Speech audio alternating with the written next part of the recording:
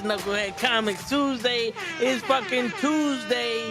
We got Lay in the building. We got Cap in the building. Cabs can't make it tonight, but he's here in spirit. On Lay. My man, just chilling, brother. Chilling. What's up, Cap? How you doing? Doing pretty good. Is that and the father goes shamefully? That's my son. And the other guy goes shamefully. Orion goes, that's my father. Choose fear and hate to run your life. Something you can't do. That was wrong with me from the beginning. I was doing it that way. I was gonna go down that path. I worried. You thought it was Grayson? Sorry, got hurt. Like, not him. Not him. Back his brain for somebody, anybody that can help, and remembers. Freeze. The media. Randall Savage. Randall Savage. His knowledge and all that shit, and his capacity to learn. Absolutely. This is the only vegan I'll ever eat is grilled chicken wings, because that's like vegan to me. You know what I'm saying? Because the chicken wings are supposed to be fried, but you grill the chicken wings, and you put it in some sauce and give it some blue cheese. That's vegan. Like regular moo cow fuck milk. Put it in some Honey Nut Cheerios. Vegan, because Honey Nut Cheerios is good for your heart. You know what I'm saying? Can I steal the question from Cabs? I got it right. I would also like to steal. I would also like to steal. I would also like to steal. You're too late. Wow.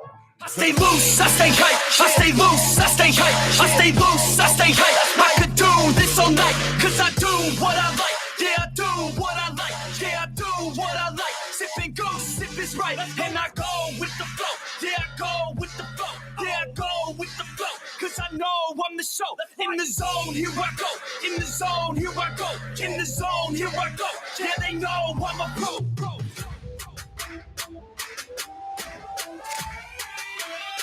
Let's go, let's go!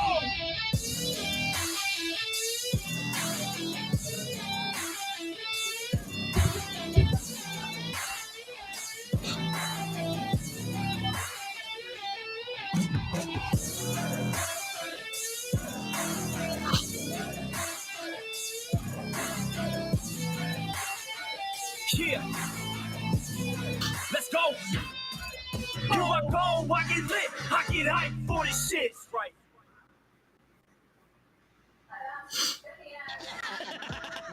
Word. He be like, I got a left elbow and a right elbow. I can break your face with an any elbow. Make sure that you get elbowed. Your elbow with an elbow. Got the arm ball, get the phone ball, get around with the bomb with the bomb ball. That is going to take you to Jersey Shore.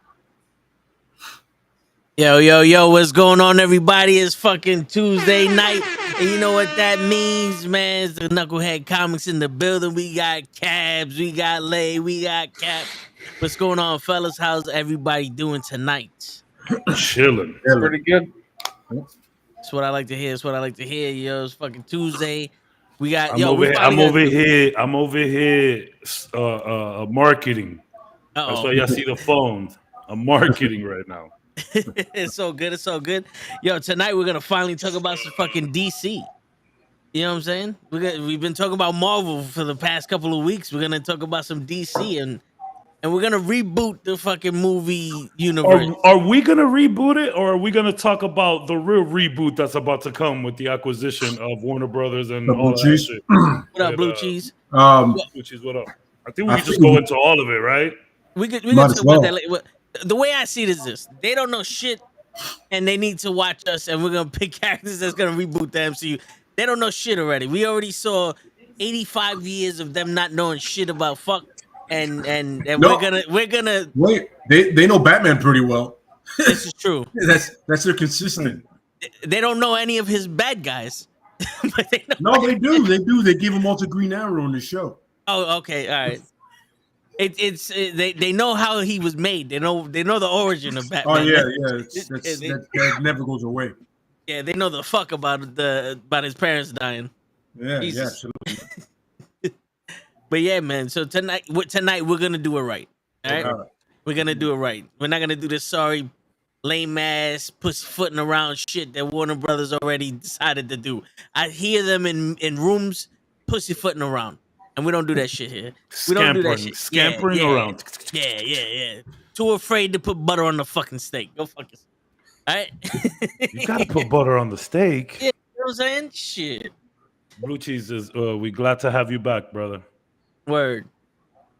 So, I'm surprised. I'm surprised he hasn't asked where show at. Word. Blue Cheese love him some show. He'll be here, hopefully. Maybe with like 5 minutes left. Yeah, he'll be here when he get here. Stick around until 11:45. To the very end. Yeah. Yes. So before we start, I got another question. This one's easy, but it's gonna make you think a little bit. Okay, simple. Favorite vacation you've ever taken? Oh, we went to Disneyland when I was like 14, 15 years old. And the only reason why it's my favorite, there's two reasons. One, because once we landed, the hotel was like, yo, your room isn't ready yet. So we was like, fuck it, let's go get something to eat. We go to Wendy's and we take like 1 or 2 bites of our food. And for an hour and a half, we just started laughing. No idea why we're laughing. We're just in the corner looking out the window, laughing our ass off. We're like, yo, this is the first time we had like unpolluted air, so I'm thinking maybe you was smelling clearly. Yeah, just started dying laughing. That, and there was a horror makeup show that me and my brother was like, yeah, we don't want to fucking see how these people put on makeup. And mom was like, no, let's go watch it. It was one of the funniest shits we've ever seen. That's usually how it goes, though, right? Like you don't want to do something, you do it, and it's like the best thing ever. Yep. Yeah, we went and saw it twice actually. I was invited to the Renaissance Fair years back, like 10 years ago. And I was like, I'm down for a Renaissance Fair. But the reason I had to go, I wasn't with it. But I was like, nah, fuck the Renaissance Fair. I don't want to, no. Yo, Renaissance Fair, 10 out of 10. Incredible. I was literally walking in a video game. I was walking in a video game. It was crazy. I was like walking through The Witcher. It was wild, super, super fun. But Disneyland is always a good time. The first time I actually made it to Disneyland, it was incredible. Who got a vacation? Well, what's your favorite vacation? I got 2 separate ones. I got group, say it. Group is Amsterdam. By myself is New Orleans. Okay. You love the NOLA. And they're like, yo, you have to use it. And I'm like, yo, where can I go? I remember I hit cabs up, but he had a little man, and I understood that. And I was like, you know what? It's either San Antonio or New Orleans. And I couldn't time it to catch a Spurs game properly. So I said, New Orleans it is. Literally and it was really some of the most fun I had. And then the weather here was just shit show. It was raining, it was cold, and I was over there in like 85-degree weather with a cigar and bourbon in my hand, looking like I fit in. You know what I'm saying? And then Amsterdam as well, bachelor party. I don't think I have to finish the rest of that. You can understand where that went. There was a district with a certain light that you go to. So there you go. Yeah. What you guys do there? Read Bible scriptures? Absolutely, yeah. Yeah. There was plenty of very gospel lighting. He was an indigo lantern on that one. The red lanterns were everywhere. Cap, what you got? For me? So mine's a little weird. This is what I want. Oh shit! Oh, we lost you. All right, in and out. You see me? We're losing you. Yeah, we're losing you. Am I good? You are now, but when you started, the minute you was like, mine is. I think you're good now. Yeah. You're good now. Yo, the internet and my cell phone service is going in and out here. I don't know why. The second time I ever came home from leave or on leave, they dropped us off, and the gate we were supposed to come to, something's wrong with it. So they put us in the international gate. So me and everybody who got off the plane were ushered through baggage claim and ushered out of the building to no one. There's absolutely no one out there. So everybody who was looking for somebody had to walk back into the building. Oh no! Others to the domestic baggage claim. So I walk in, I see my brother on the side, but I see my mom and dad looking intently at the door or at the thing.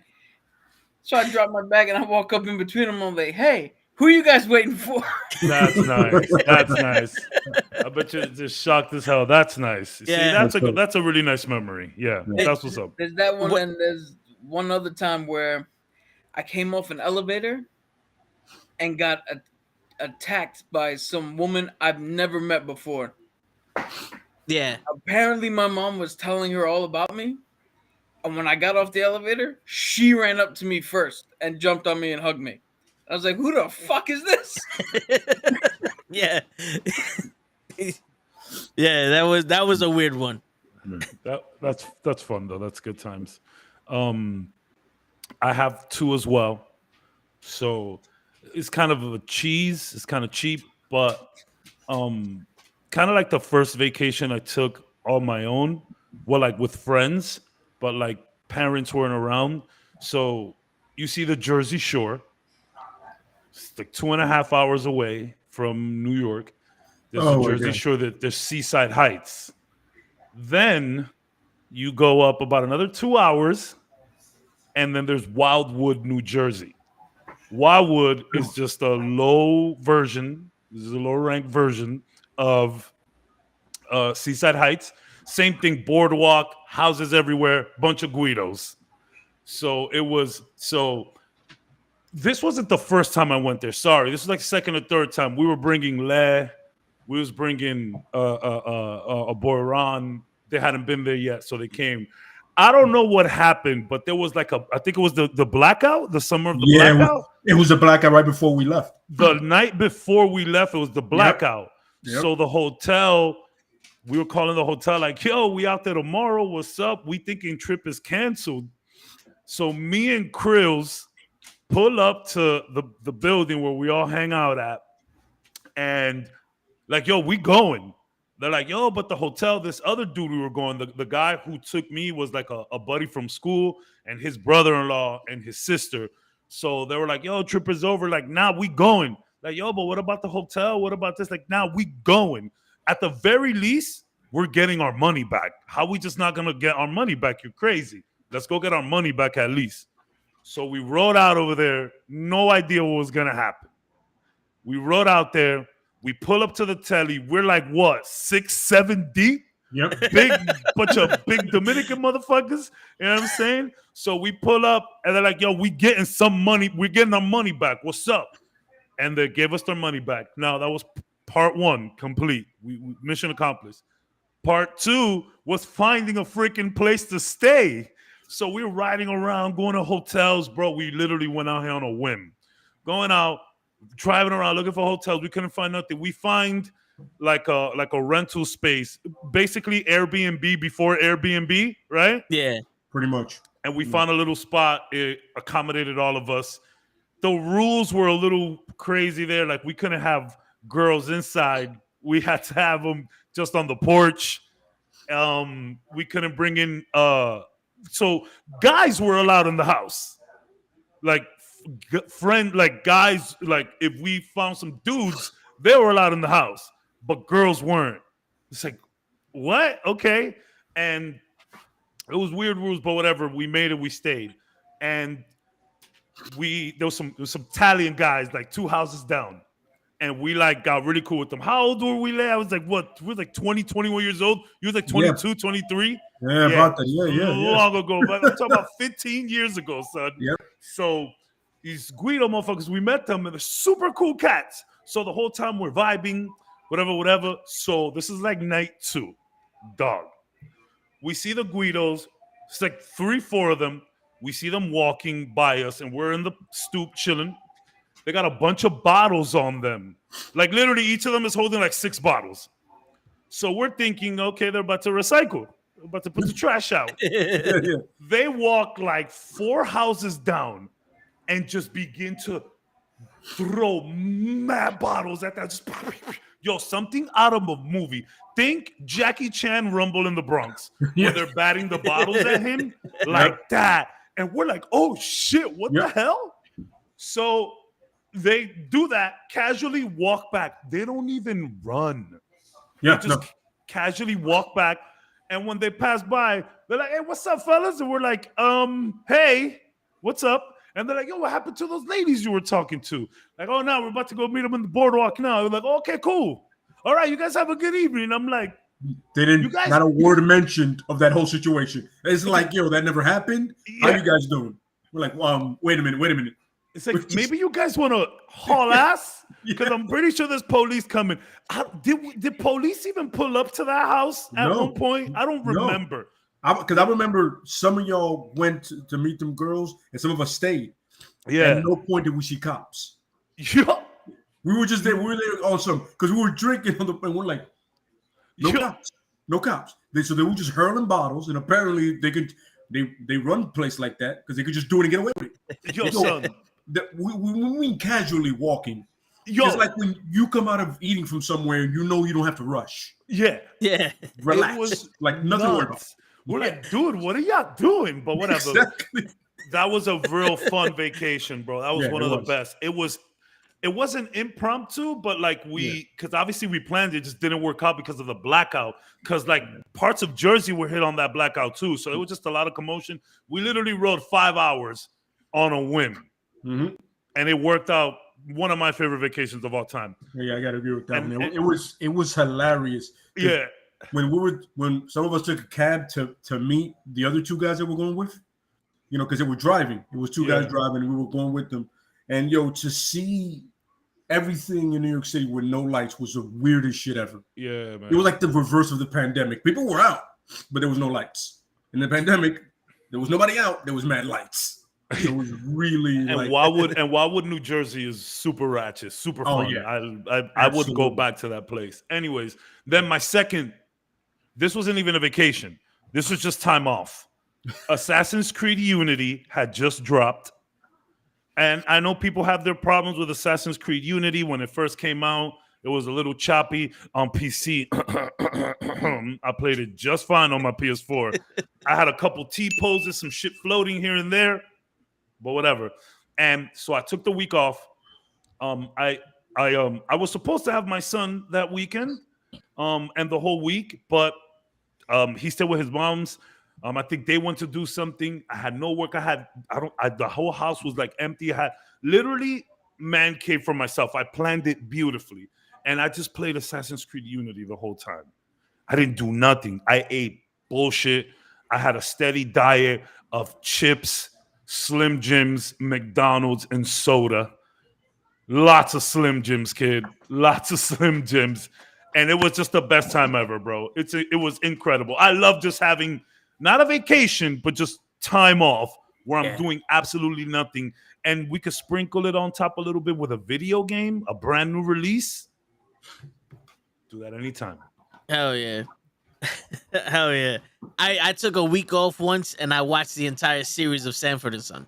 As soon as I woke up, press play until I went to sleep. I watched the entire series. Incredible. Yeah, it's a funny thing to sum up my experience at work.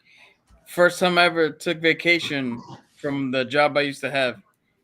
It was 3 days, Friday, Saturday, Sunday. I go in my boss's office. I'm like, yo, I'm taking off these days. I told him I told him the week before. That Wednesday, right before I was about to leave, he calls me. He's like, yo, Vic, 3 dates just opened up for the weekend. You want to take them? I was like, Jim, I'm the one taking off. Yeah. The reason they're open. I can't cover my own vacation, bro.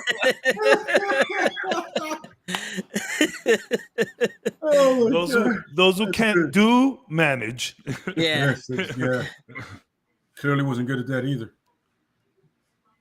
Oh, that's hilarious. Yeah. Stay tuned next week. I will have another question, I promise. Yeah. That's right. It's funny. Let me just tell you how I was told about my time off. I love it. This was beautiful, by the way, right? So I'm literally thinking about taking a vacation, but like in June. This happened. I took it like late March, early April. Pretty much one going into the other. So, and I was like, yo, maybe in June I can do something, right? Because I've done a lot of overtime and I know I got the time saved up. But what they didn't tell me when I got hired is that if you don't use it, you lose it. You lose it. I to this point still don't understand how that works because I did all the overtime, but whatever. I don't do the system. So I'm literally thinking, yeah, June, I'm gonna do something, right? Then before I need to take the vacation, like, yo, I'm telling you 2 days before I need to take it. They're like, all right, oh, Leo, can you come to the office real quick? I was like, I didn't do anything wrong. What can this be about? Say, they're like, oh, you need to take your vacation. I go, excuse me? You need to take your vacation. If you don't, you won't have it. But when I take it? It was Monday. It was like Wednesday. I was like, what? Wait, what? You want me to literally like plan a vacation within 2 days? They're like, well, if you don't, you can't have it. I was like, I'll figure it out. I swear to God, I just they're like, I'll figure it out. And I left, and everybody in that building heard me say, it's a fucking shit show in here.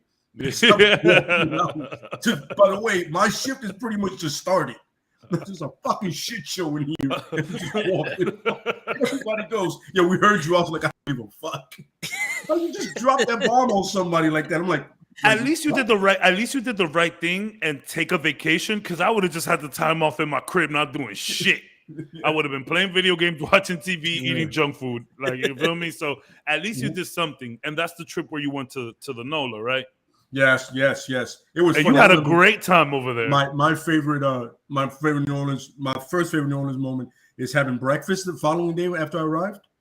And I'm like, oh, let me get the Western omelet. It goes, let me get some orange juice. She goes, hey, listen, why don't you just have an amber beer? I go, excuse me? This is it's 10 in the morning. She goes, what's your point? You told me you're on vacation, right? I was like, good call. Yeah. So it's a Western omelet, a beer, and blues playing. I couldn't ask for better than that, man. You know what I'm saying? I was like, wait a minute, but if I'm telling you 10 in the morning about drinking, there's an issue. I'm like, it was 10 in the morning. And she was like, what's your point? I'm like, true. Yeah. Touche, sir. Touche. Fucking incredible. I love it over there. Fucking great vibe. I highly recommend anybody to go there. It's great vibe over there. Great. And as soon as you get there, you feel the vibe. Just head straight to Bourbon, because there are some places in New Orleans that you do not want to end up in. Yeah. Okay. So is it Pyro? If you guys are looking for chill vibes overseas, Lisbon, Portugal. I've heard that. I've ever been in. I sell people packages to go over there all the damn time. The people love Lisbon. We walked. One of my shipmates. We had the buddy system. We walk into this place, right, and everybody's dressed up, and the dance floor is there, but they're not dancing. They're conversating, and we'll talk to the hostess like, "The hell's going on here?" She's like, "Oh, that's where you go to talk. You sit at your table and eat, and if you want to mingle, you go mingle on the floor." Okay. And me and my boy look at each other and we're like, shit, we're in jeans that are ripped and just regular tees. Like, you know what? We apologize. We're going to leave your establishment. The owner came out and was like, where the fuck are you guys going? Just come in. I was like, nah, we're not dressed. We didn't know what this was. We're not dressed. We don't want to disrespect your place. He's like, go inside if you want. Nice. We don't care here, man. Just go inside. We wound up not doing it because the other guy was, he was too nervous about. I don't want to talk to anybody. No. He's the talker. Okay. He just was nervous about how he looked. Because when I say they were dressed up like formal. Even the dressed like. So like formal for like evening gowns and shit. Like fucking cocktail dresses and shit. Yeah. I get that. It's definitely an uncomfortable feeling. Yeah, but that's when you woke up to the chick like, uptown girl, she's been living in an uptown world. I mean, I'll be honest. I'd rather be overdressed than under for sure. Like I get that. Yeah. Yo, but you know what it is? Also, we didn't want to perpetuate that stereotype of, the American coming in. The Americans, not following the rules. That's the first thing that I thought about. He goes, of course they're Americans. See, I'd have looked at them like, right? I'd have looked at him like, I'm not American. I'm from the Bronx, baby. Yeah, totally You know different. what I'm saying? Yeah, we don't do that shit here. I'm from the Bronx. Now, where's the chicken? Word. Let me get a Coke. Yo, shorty, ven aquí. Oh, you want to say that? We were the first time we went to a mall. One of my boys started speaking Spanish to one of the girls who worked at the electronics store, and she's deadpanning him. And he finishes what he says, and she just looks at him and goes, "I don't know what you just said. We can speak English if you want." Yeah. maybe Portuguese. That's what he looked at me, and I was like, "Dude, yeah, you spoke Spanish. We're in Lisbon, man. It's Portugal. You speaking the wrong language, bro." Yeah. That's a good story.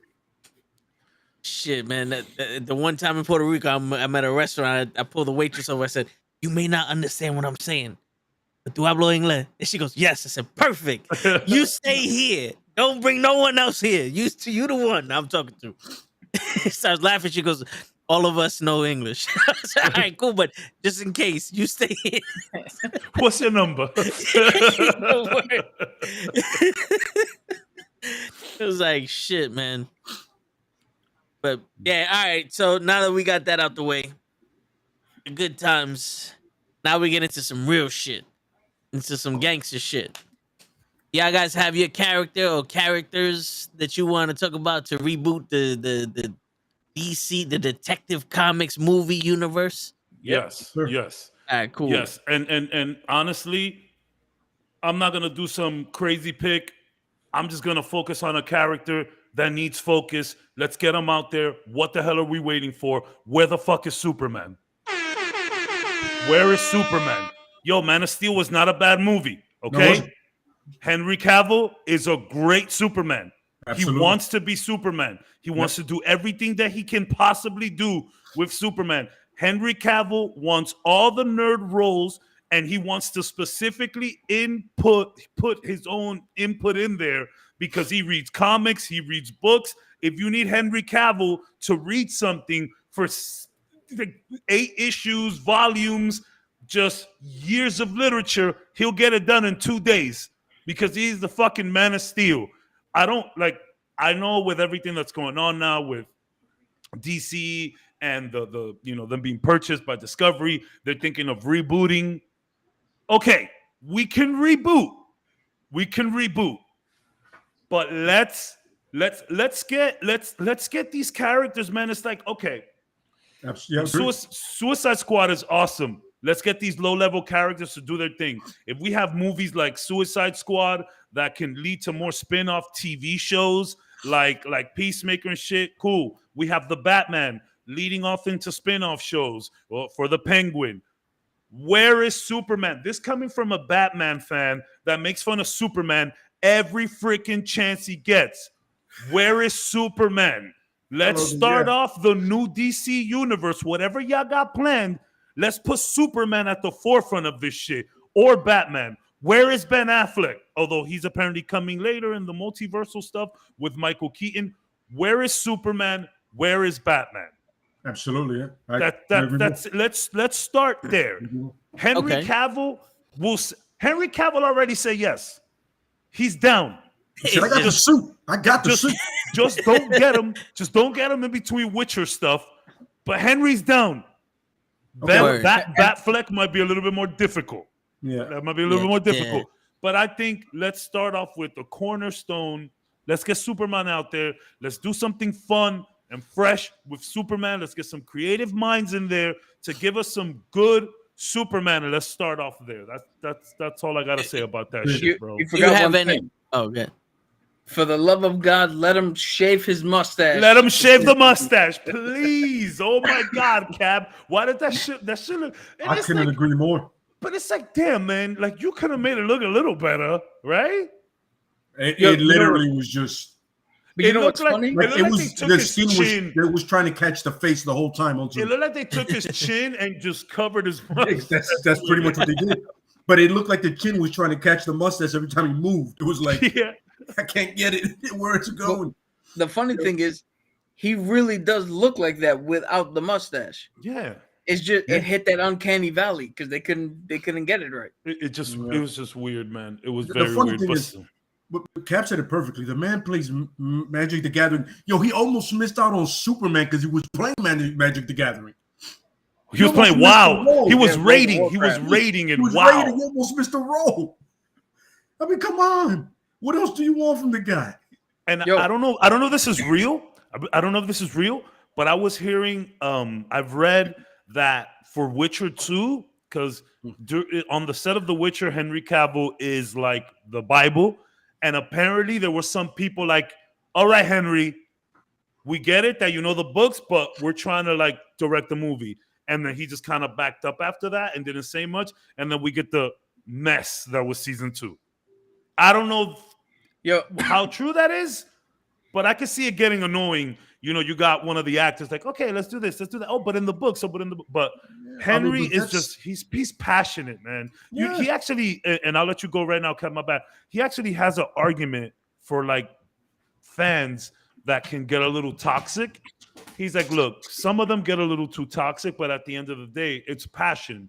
Let's give them what they ask for and want, and maybe they could stop that. My bad. Go ahead, Cup. No, two things. One, the sword that he uses in season 2, they actually brought him the pre-production one. He's like, this is wrong, and made him change it to the correct shit. He's not playing, bro. He's not.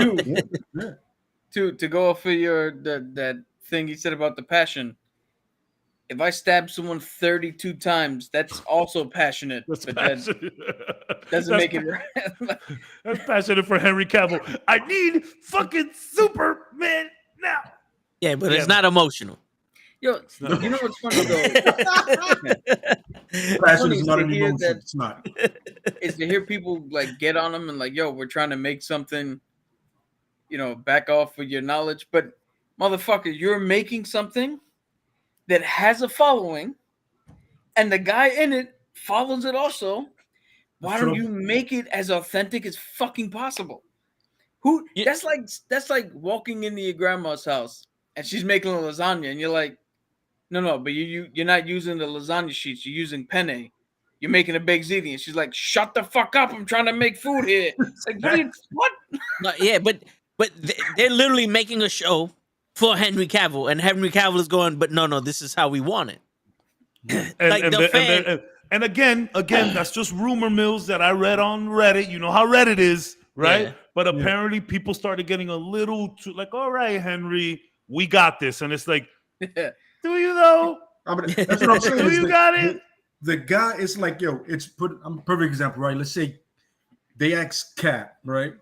Ask Cap, you're going to produce a Ghost Rider movie, right? And they go, and your knowledge of Ghost Rider is pretty in depth, right? I'm 100% sure about that, because if you've spoken about it, I go, I get it. You know what I'm saying? The same thing with Daredevil. And it's like, he's like, listen, I know this about this. We know do it. No, but you understand this is a movie. Exactly. I know the comic book.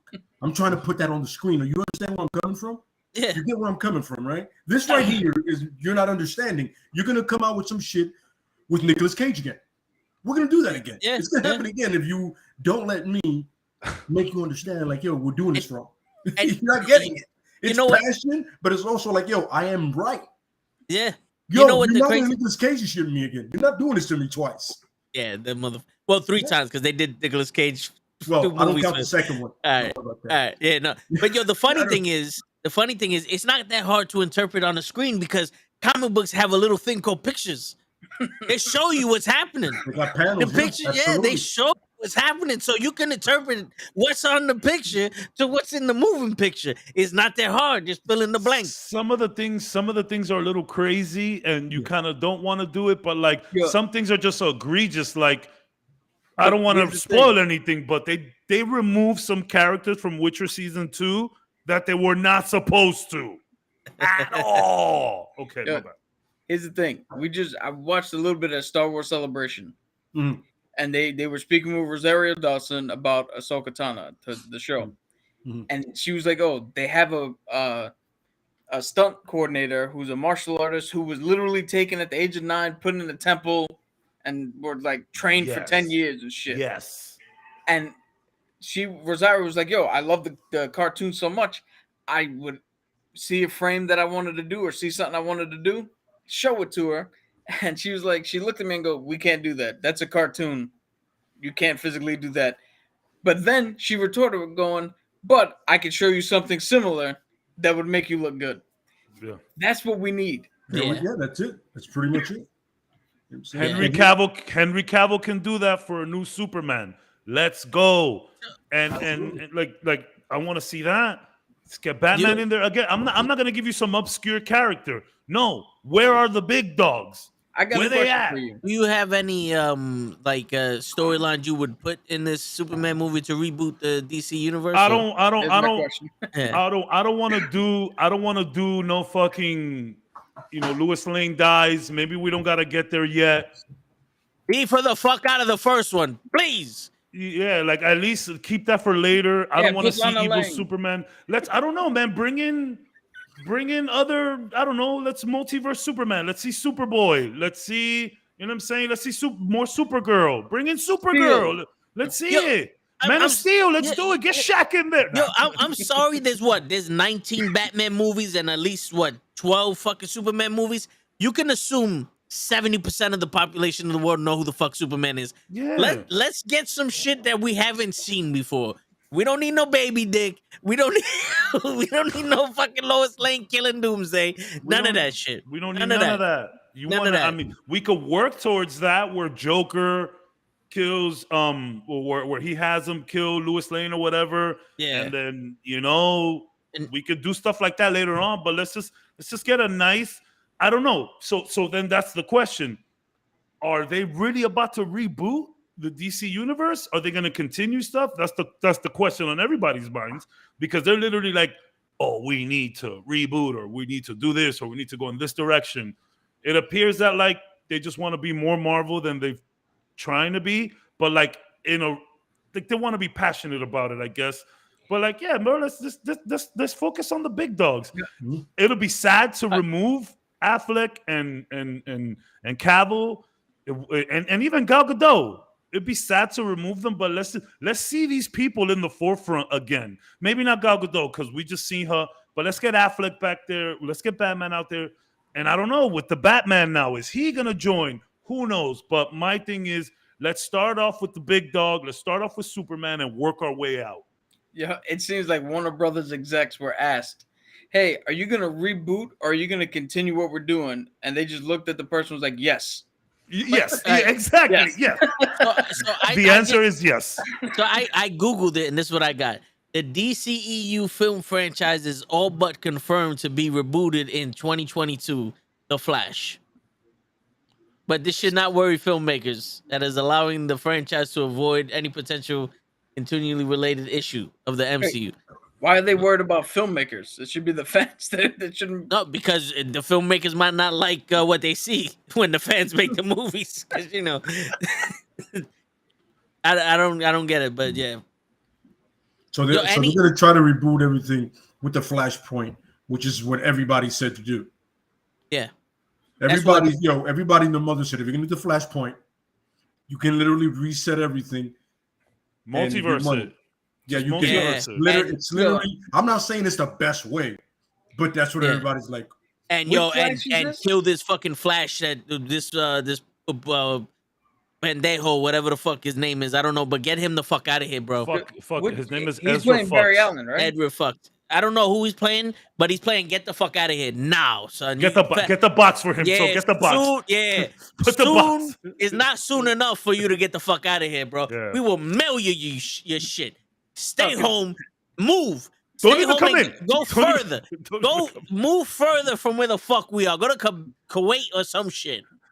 We need no exit interview, no nothing. Just go. Get the fuck out of here. No, because I was gonna say if he's playing Barry, just end the movie taking over. Yeah. That's it. Yeah. Just especially, it looks like get somebody that on this road. Get somebody that looks like Barry, at least like the comic book, at least. What I do like about all of this new shit happening, like again, Discovery purchased these guys. I think it was like a month or two ago, something like that. I don't be keeping up with some DC stuff like that as of late. I'm sorry, but It looks like they're just like, okay, guys, we got a lot of cool people around here, and we ain't doing shit with them. You guys shat the bed. You guys fucked everything up. Let's get another cohesive effort out there. And maybe a reboot is what they need. I mean, I would love to see, you can reboot the universe and keep the same people. I don't think there's a problem with that. Maybe. Yeah. I mean, don't keep the fight. We don't need to see Superman land on the pod and picked up by the farmer parents. We don't need to see Batman and the pearls. Don't show the pearls, please. But like, let's just start off. How about we just start off with just Clark at the Bugle? I mean, at the. Sorry about this. Jesus, yes. He's with Spider-Man. It's so similar. It's the same thing. No, but Disney made DC jokes. Yeah, Disney made DC jokes, so why can't he be at the Bugle? You know, the Eternals was a big fucking DC joke. Yeah, word. It's like, he'll be at the Bugle and be like, "Sorry, sir, we can't use you here. We're all booked up." And then he goes to the Daily Planet. Imagine he goes in. Imagine he's like late for work and like he's like fucking dude, and he just like books it and ends up going to a different universe. Like, wrong building, guys. Sorry, and just fucking backs to the planet. That's hell. That would be stupid. But Kev, I just want to say, you gave them another idea. You just said you don't want to see the pearls again, so now they have to do Batman's parents dying, but without the pearls. Just no perspective. Just a bunch of Cuban links just everywhere. No, yeah, like, and then again, because we have the Batman, so. I don't know if so that's another thing. I don't know if they want to link everything. So I don't think they have to link I don't think they have everything. to. We already know that these motherfuckers are linked. Just tell good stories and occasionally go, hey, they're all in one movie. Yeah. Maybe you have Batman and Superman know each other, but the rest of them is like, who the fuck is this? Like the Green Lantern comes out like, who the fuck is you? Or Marvin Manhunter. Who the fuck is you? Wonder Woman, maybe they know. Fucking Flash, they know. But, the question comes out, is like, who the fuck is this guy? Like, they're trying to fight somebody and everybody comes in and is like, when the fuck did we have these guys here? Where the fuck were you at when we had the fucking Ninja Turtle? I think whatever positive path they would like to take is going to start with Superman. I don't know why. And I'm telling you, this is the Batman fan talking. I make fun of Superman the whole time, but I mean, Superman is Superman. Like, hello, right? He's Superman. We like to make fun of him. He's a Boy Scout. We just tend to, not everyone here, but people tend to cling to more toxic motherfuckers like Batman and shit. But like, I think it all starts with Superman. Let's get Henry out there. Let's build some excitement. Let's get Henry overseeing some shit, because Henry's good at this stuff, man. He's passionate. He knows his stuff. He really wants to make good content for people. Let's see where that can go, bro. After this topic, I want to ask you a question about Batman, because the more I learn about this motherfucker, the more I'm like, we have not got a Batman movie yet. But go ahead. You finished, or you still got more? I'm finished. All right. Who wants to go next? I'll go. All right. So the character I chose was Booster Gold. Okay. Oh, there we go. We speak about him plenty times here. Yep. And the way I'd have him reboot the whole universe is in the future where he's from. He's walking through for like the 100th time the Hall of Heroes. Okay. Where they get to look back at the Flash and Superman and Batman and all them motherfuckers that came before. And his little robot buddy is like, yo, that's not right. It's like, what are you talking about? We come here all the time. None of this has changed. Oh, and he starts to explain, like, no. The last time we were here, this is what it said. Now it's switched. And he's like, no, I clearly remember that it's always been this way. The robot shows him proof. He gets it in his head that something went wrong in the past and he needs to go back and save it. He doesn't find a Booster Gold costume. there's an exhibit of heroes that they were unable to identify, but all they have is just certain parts. A mask from here, a chest piece from here, the blue costume from here. And Booster Gold, being dumb like he is, he thinks it's all one piece, so he scoops it up. And that's where he gets his look from. It's actually pieced together from other people. And when he goes back in time, he meets Batman, Superman, Wonder Woman. At first, he goes back to where like big events are happening and takes care of little crimes. Because he thinks he's helping out as he's trying to figure out what went wrong. Then we come to find out that the cause of everything is Booster Gold. All the stuff he was doing, thinking he was helping, taking out the little crimes and all the shit where all the big things were happening, that is what fucked up the timeline. And his little buddy is not his little robot buddy. That's Brainiac. Oh, shit. And we end with that little robot buddy sending a signal up to the big ship, to Brainiac Prime. Everything's set. Time to go. And the ship come in. As Booster Gold is sitting there looking with Superman and Batman like, what the fuck is this now? Yo. It's good. See, now that's... Again, that could jumpstart an entire universe. You got shit branching off, what they was doing back there, what they was doing over there. Yeah, man. And the good thing about this is you can literally write it so everything is canon. Yeah, you can still you don't have to veer off too much. Yeah. Damn. Because you can even have the Flashpoint movie and have it referenced in the hall when he's looking at an exhibit. It's like, oh, this is what happened. This was the results of when the Flash went back and changed time, and had to go back and fix it. It's like this booster. It's like this Booster Gold movie that you're making. It's like almost like a hub for like everything that can happen. Which apparently is what they want to do with Flash. But man, that movie's like 10 years too late. What is it? It's just been in production for like 7 years. Jesus Christ. Yep. Canceled and this. Had like 4 different directors. A couple directors. That's never a good sign. See, the difference between the Flashpoint movie and this movie is it not only does it center around a different character, but the character's actions. Like you're rooting for Booster Gold, and you're like, oh, he's finally learning to be a hero. Until you learn that, oh no, we've been watching him fuck all this up. And we've been rooting for him to fuck all this up. Yep. Because when you get to that reveal, now as a viewer, if you connected at all with Booster Gold, now as a viewer, now you have to rethink your stance because you're like, oh fuck, how are we gonna get out of this? Okay. Who would you play? I was Booster just Gold? gonna ask. You know, I said Ryan his name. Reynolds. No, I said his name before, and I'm not gonna lie. Top Gun has been a better movie than I ever thought it would be, and I can't stop thinking of it. I kept hearing that. And I mentioned Glenn Powell for Danny Rand, but for fuck it. At this point, I want to put Hangman for everybody. Let's make him everybody. Let's make him Malcolm X. Let's make him. Well, I can see him as Booster Gold. He's a great actor. Yeah.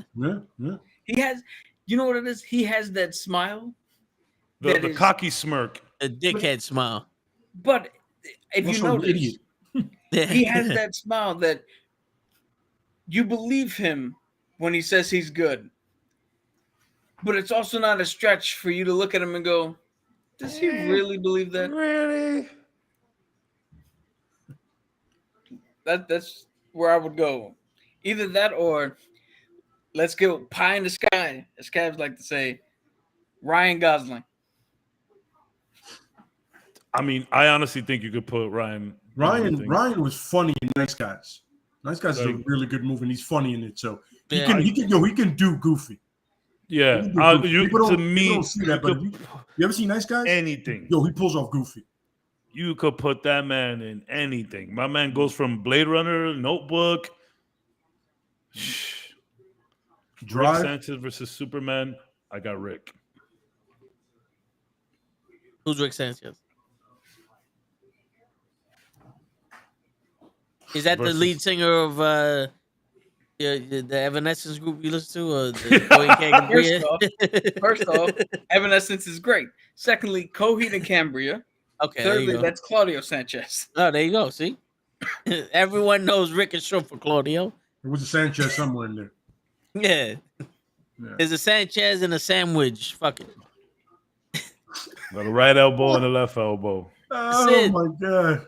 That's it. That's ridiculous. That's ridiculous. Oh, Rick and Morty. He's a Sanchez? Oh, is that the Doc Brown guy? I don't watch Rick and Morty. I'm sorry. I know people hate me for it. It's just, I don't watch that either. not because I don't want to. I just never flick onto it. Yeah, I missed the boat. It I'm wasn't around when that started up. Apparently the boat is still there. You could just hop on. So I'm just like, yeah. I saw a couple episodes. It was I tell you right now, that Super Bowl commercial was dumb as shit. Oh, yeah. Pringles shit. Did you guys like Beavis and Butthead? Yeah. I like the Beavis and Butthead Do America. That was a funny movie. Yeah. Beavis and Butthead was like, I don't know, it was like, it's funny, but it was also like weird. I don't know. I guess I was just too little at the time. Maybe I could go back now and appreciate more. I'm 100% sure there's a lot of jokes I didn't catch. I can guarantee that. Oh, yeah. I caught that when I watched Home Improvement again. It's funny. Me and Crows were speaking about it. It's like, yo, when you watch, he was nasty. He was nasty. Shit. How did he get away with that? He was nasty. Oh yeah. Yo, but the funny thing is, him and what is the girl? Heidi? The part of it, Yeah. chauvinistic part. That's not it. It's just the sexual innuendos and jokes. Yeah, no, the show was. Yeah, yo, and like I remember somebody was talking about, oh, Married Children is the same. No, but Married Children never lied about that. Yeah, that's how they came out. That's what they were. But that show, remember, that show was on ABC like at 8 o'clock prime time. Married Children was on like at 9 or 10 on something like, yo, we're trying to hide it from the world. Yeah. You know? Trying to hide it from the world. But I remember watching it, I was like, and then, yo, for some reason, I hit up Krills, and he goes, yo, bro. I was like, right? Yeah. Randomly, me and Krills was like, how the fuck did you get away with that?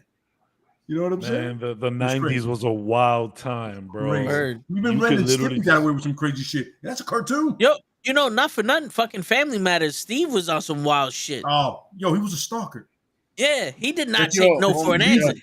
Yo, That's Cap illegal. got fucking triggered. Like, yo, this guy's he's like this close to being a rapist. Yeah. Like, what the fuck is wrong with this fucking guy? Just because you put glasses on him, you know. We were watching. I forgot what episode it was, but we were watching an episode. I'm like, yo, my man, relax, bro. She's not into you. I'm wearing you down. I'm wearing you down. I like to do that shit. That's my part. Then she's not hitting up with the restraining order or anything, and her father's a cop. Yeah, it's like you have the right there. Yo, if I had a sister and there was a little dude like that, I don't care what you call me. I'd beat his ass. I'm like, yo, if you don't fucking calm down, bro. But he beat her down into submission, apparently, still. It's funny, too, because then when he stopped doing it, that's when she was like, all right, what's up? When my man pulled up with Myra. Oh, Myra, yeah. And let me tell you, Myra is like a million times better looking than Laura. Yep. Me personally. She was thick. She was pretty.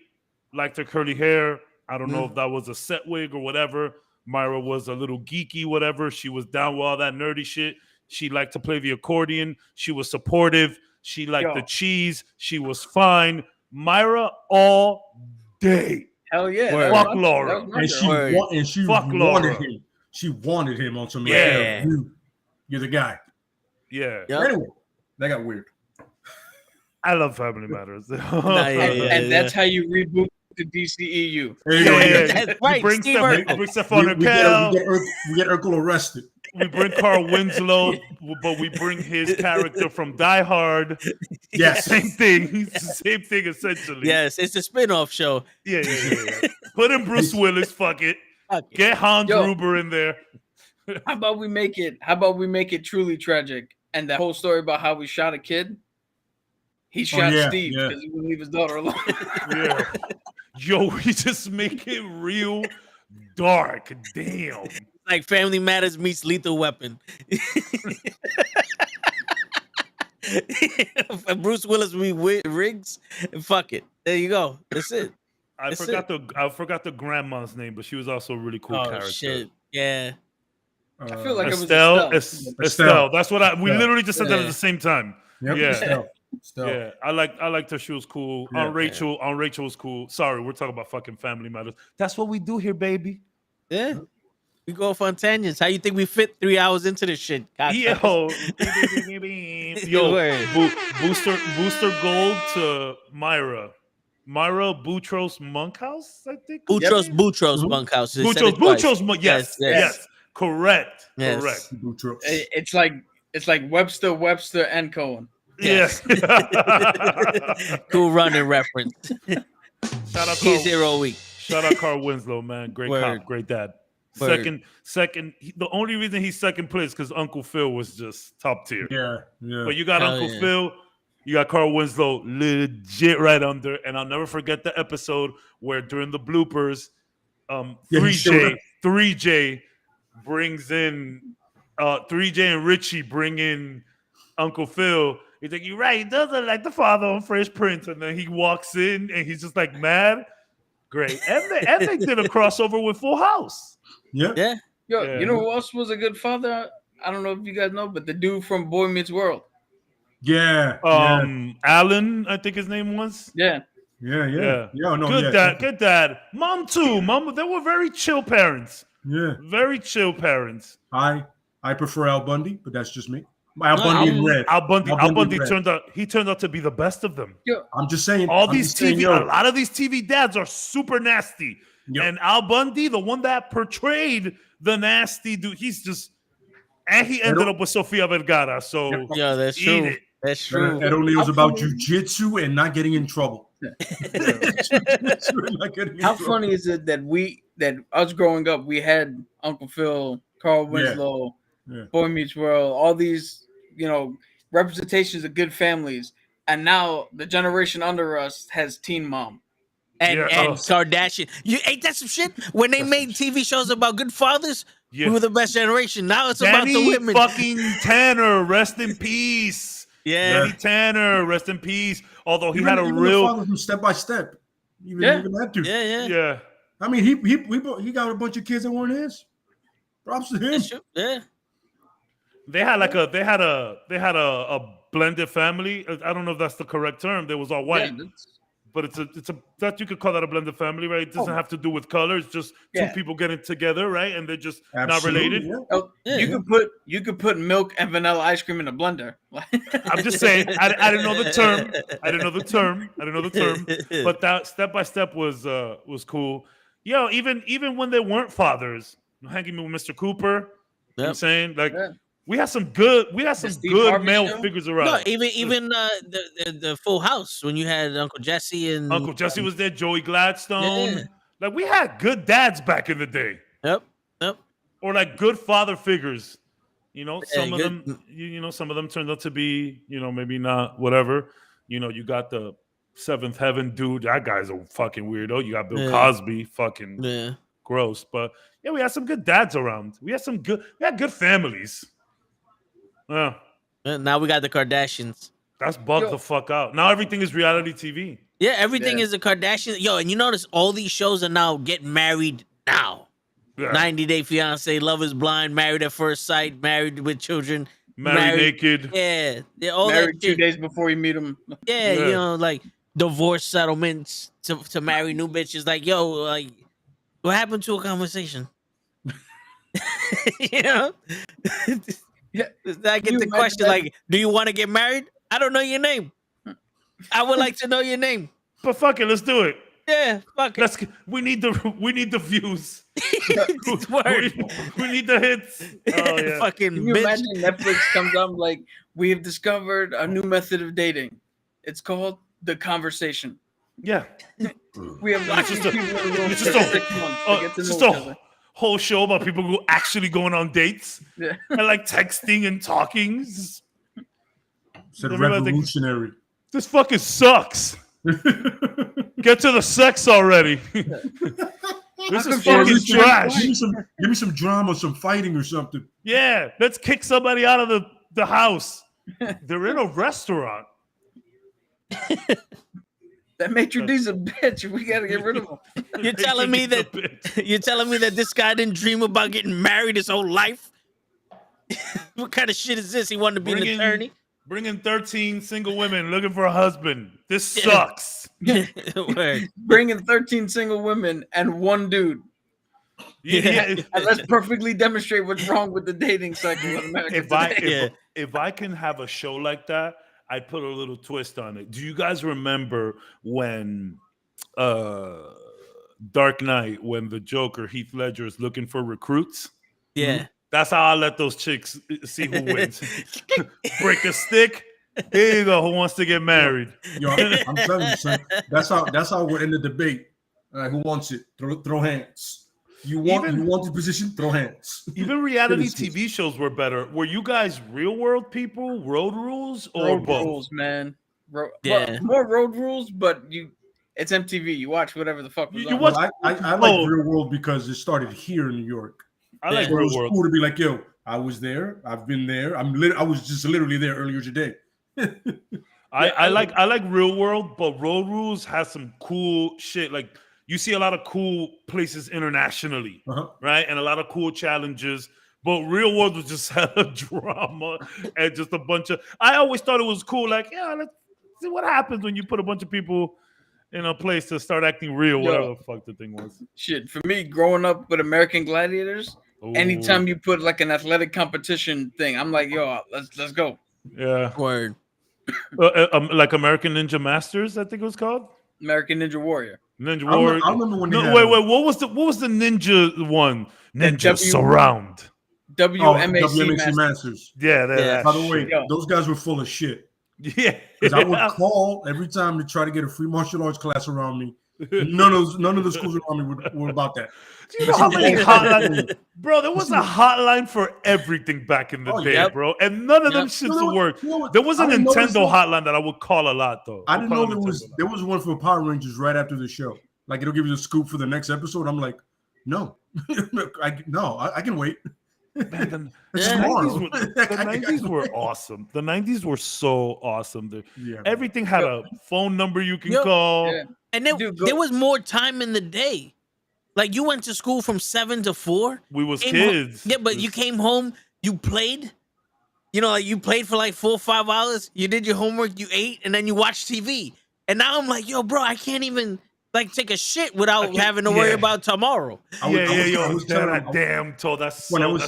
real. I was telling my lady this, right? I remember specifically, right? And this specific afternoon, and it's crazy. It's June. I literally come home, it's 3 in the afternoon. I have some rice, some bite. That's pretty much like steak, folks. People are weird, like it's Spanish. Don't worry about it. And some beans, some red beans, and DuckTales is on. And I can remember the theme song, me eating everything that was happening for that whole episode. Perfect. You know what I'm saying? Perfection. It was just like that moment. You're like, does it get better? And then you wake up on Saturday and realize way more cartoons on Saturday morning. Gargoyles. And in that moment, so yeah. It also too, Toe, it's funny you mentioned that because it also depends on like when you come out. Like my last job, well, my second to last, my job before my previous job, I was a night dude. I was 3 to 12. Then my next job, I have some days that I only work 4 or 5 hours, and I'm getting out at 1 o'clock, 2 o'clock. I'm like, I remember the first time I stepped out, it was bright outside. I said, "Oh shit!" Like I'm about to just take a stroll. And then I remembered it's Miami. You can't really just do that anywhere. You feel me? But I was just like, man, you know what? I just want to walk. Man, it was beautiful. So it's like, yeah, you would go in hella early, Remember, school started at 7:30, 8 o'clock, depending on who you were. Yeah. For jobs, for the most part, start at 9. I don't know what time you go in. You're a doctor, so you know what I mean? 7. You on call. Yeah, you on call. Yeah. You know what I mean? So, like, coming out early also helps. But you're right, man. By the time I get home, I got time to fart, eat, shower, and that's it. I'm laying down to... I don't even play video games that much on the weekdays because I know I only got like an hour or two to spare. Now, come Sunday, I'll play 10 hours the entire day. You know what I'm saying? Like, that's when I catch up.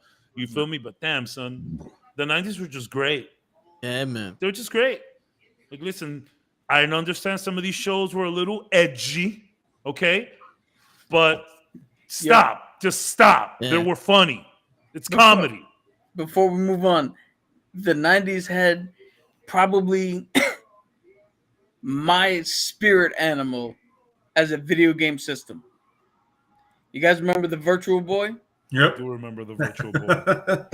That's my video game system. We had a party, we rented it, and as the party's going on, you just stick your face in the thing, and it's just you in the game. Yep. Fuck everybody else behind you. You know what's because everything's red.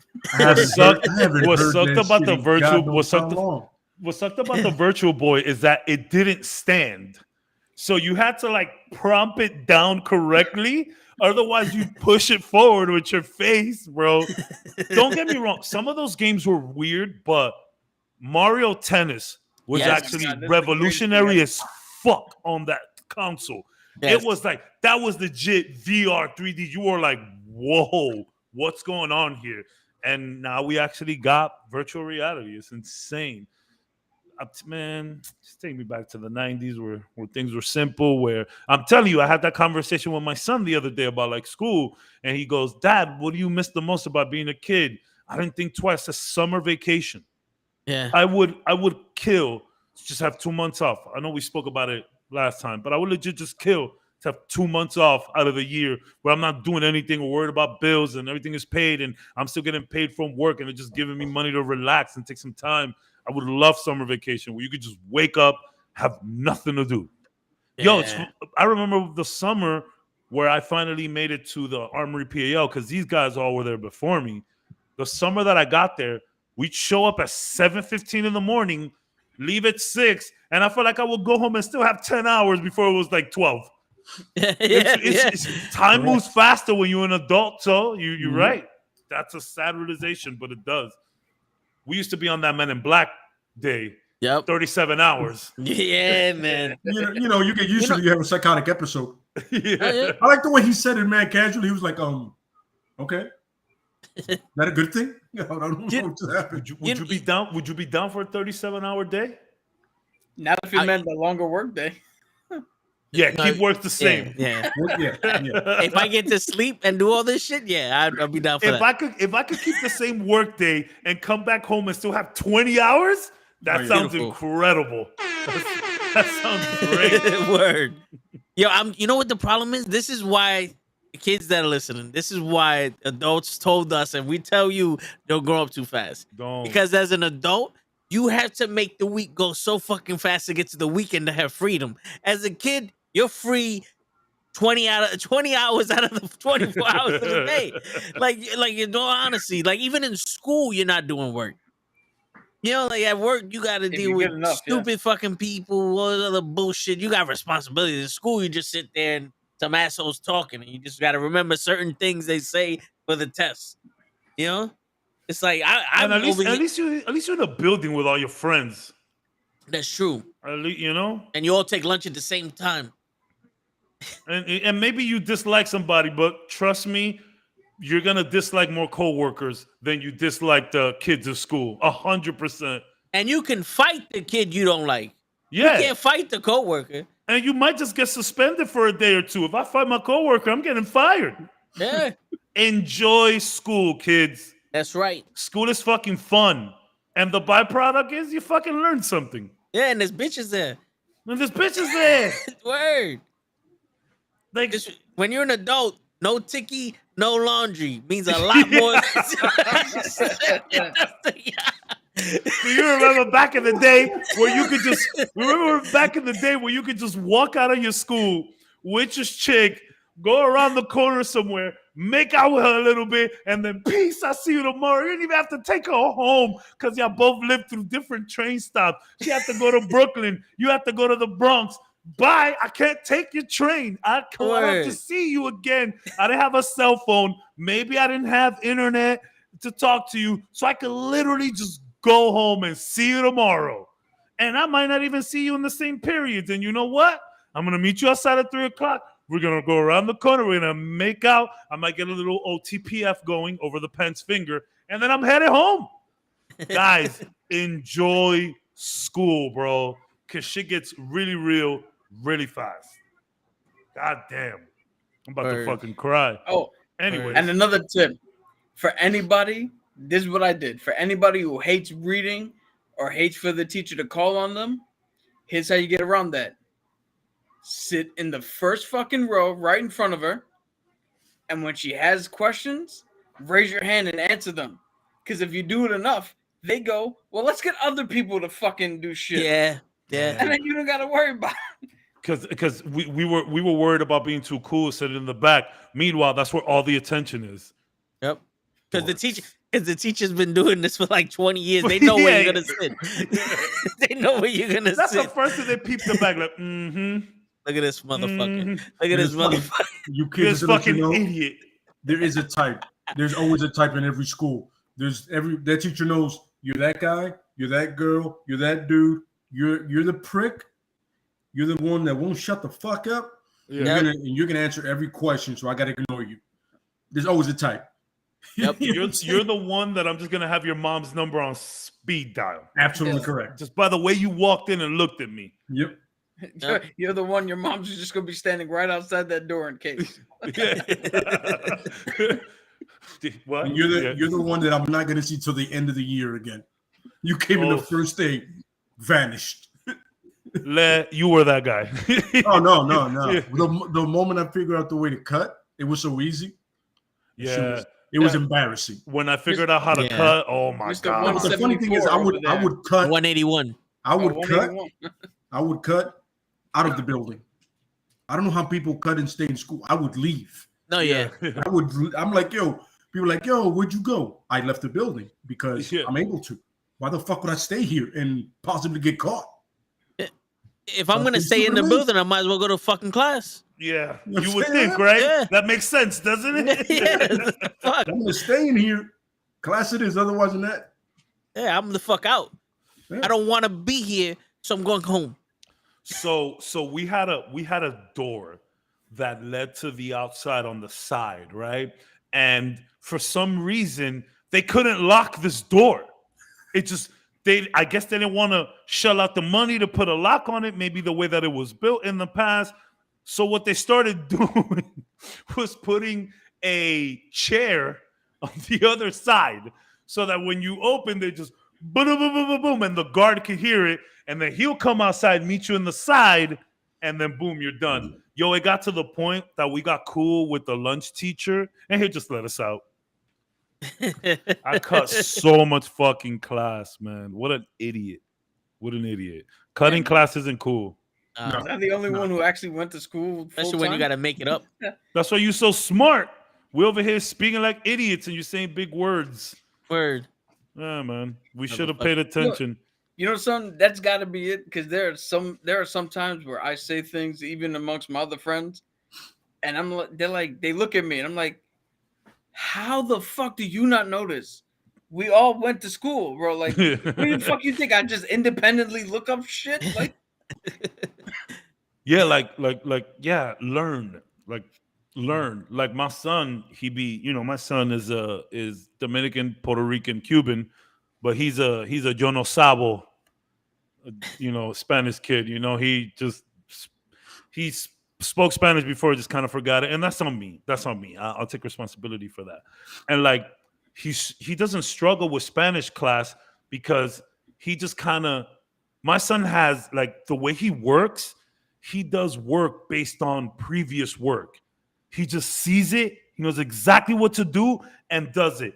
It doesn't always work, though, because some things you need to read and see it. So Spanish class, he got it down to a science. You would think this guy was born in these countries. But no, he's just doing it from what he remembers. So I'm like, yo, here's something crazy. Why don't you try to read the fucking sentence and learn what it means in Spanish? Instead of you just adding the word that you know you need to add because you see the pretense to it and you see the verb before it and you know when to use a masculine and a feminine. Why don't you really try to understand it? He was like, can I just do my homework? I'm like, just do the homework, bro. Like, yeah, just like. Do you know how weird that you just described somebody who learned a language for the sake of just passing the language class and not actually using it? Yeah, like use it, like learn it, learn Spanish. I remember one time I told him, yo, you should really learn Spanish so you could talk to grandma. He goes, I'm like, bad example. Bad example. Sorry. He was like, yeah, man, like, then you'd have to pass the phone to her. I'm like, yo, my God. I remember that, like getting phone calls from like DR and shit. Like your grandma wants to talk to you. I'm like, I don't want to talk to her. That's mean though. That's fucked up. You shouldn't be like that. Speak to your people, speak to your family, because they ain't gonna be around forever. And if they go on bad terms, there's a lot of people, some people here included, wish they could just get, 5 minutes with someone that's not around anymore, So appreciate your peoples, man. Love your peoples. Don't be idiots like we were. Not talk to you, the people from the mother country, man. They got good stories. They got good shit, and they're just trying to send some love, man, It's a funny grandparent story. I remember helping my grandfather clean out his basement, and he spoke nothing but Spanish to me. And I did everything he asked because I was able to just piece together what he was talking about. Yeah. And at the end of it, he went, "Oh, my bad. I should have been speaking English. I know you don't speak Spanish." And I was like, I might not speak Spanish, but I did everything you asked me to. I understood. Yeah. We passed, brother. Yeah, man. Yeah. I had one conversation. The guy was speaking Spanish to me and I was speaking English to him. And the only reason why I understood him because he was speaking Psy Spanish, like sign language, but in Spanish. So he would say the words in Spanish, but do like a little motion. He was talking about the dog and his dog, and I understood everything he said. I said, beautiful. Now I'm deaf because I understand sign language. I understand sign language better than I know Spanish. It's like, ain't that some shit? I picked up sign language in this fucking bilingual fucking. To be fair, Spanish is tough to pick up like later on. I mean, I guess all languages are, but fuck, Spanish is.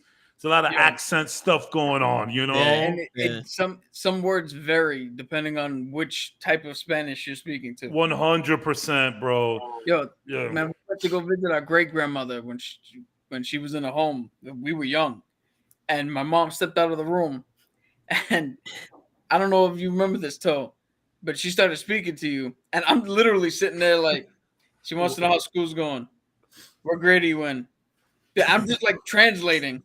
And in my head, I'm like, how do I know what the fuck she said? I don't. Yo, meanwhile, this lady knew 7 fucking languages, and English was one of them. No, but by this time in her life, she was like 90 something, but still, it's like 7 languages. English is one of them, and I don't know shit. Just trying to. It's funny. My son. So my son plays baseball.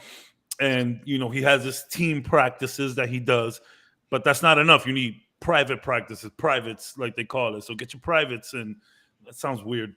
That's what she said. He has his batting coach. Which is a Dominican guy, and he speaks English to him. But then his defensive coach has like a whole academy. This guy's Cuban as fuck. Doesn't speak a lick of English. So my son pulls up to defense practice, and like there's salsa playing and shit. And like, that's how my son does what he says with motion. He doesn't understand. But he looks at us like, this guy's saying, but with the motion, he gets it. And this guy has a lot of kids like that don't really understand Spanish that well or at all. And it happens. But you see, DC, this is why you really need to do something crazy, because we started talking about you and we veered off for an hour about Family Matters, the 90s. That's how much you don't have our attention right now. Yeah. But let us talk Marvel, and we're spending like 3 hours. Yep. That's how much you don't have our attention. And it starts with Booster Gold. We gave it to you, bro. Yeah, that's it, motherfuckers. Hold on. Let's see if Lay or Toe has the definitive before we. Well, Well, mine is Sorry for cutting the conversation, No. but we literally been going Yeah. for 40 minutes on this. we all enjoyed all of that conversation. Yeah. Good time reminiscing a little bit. That was fun. I like that. Hell yeah. No, mine's would I would have to definitely start with Deathstroke. Oh, Okay. And he gets hired by somebody. Now, what Deathstroke is going to do, he's going to systematically cripple the Justice League, but not by destroying key members. It's the key members, the people that they care about. yeah. Kills Alfred, Lois. He works his way down, Diana's mother. You know, everybody that they care about. He just works his way down, right? And then they're going to be emotionally distraught. So now You want the Dark Justice League. No, what I'm trying to say is they're mostly distraught, right? So right now they're not functioning well, and it's not going to take much for them to be taken over. You find out who hired them, and it's Vandal Savage. Vandal Savage is working with Luther. And Luther is working with the Legion of Doom. Oh my! And then they tell Deathstroke, listen, there's a place for you here. You started the ball. You did it all. He goes, you don't understand. Pay me. I'm not here for your clubhouse. Yeah. Right? You hired me to do a job. I did it. Give me my money. I'll go away. The thing is, nobody knows. The only people that know that he did it is the Legion of Doom. You know what I'm saying? But the problem is, Sportsmaster is part of them, and he doesn't like Deathstroke. So he leaks it out to Batman.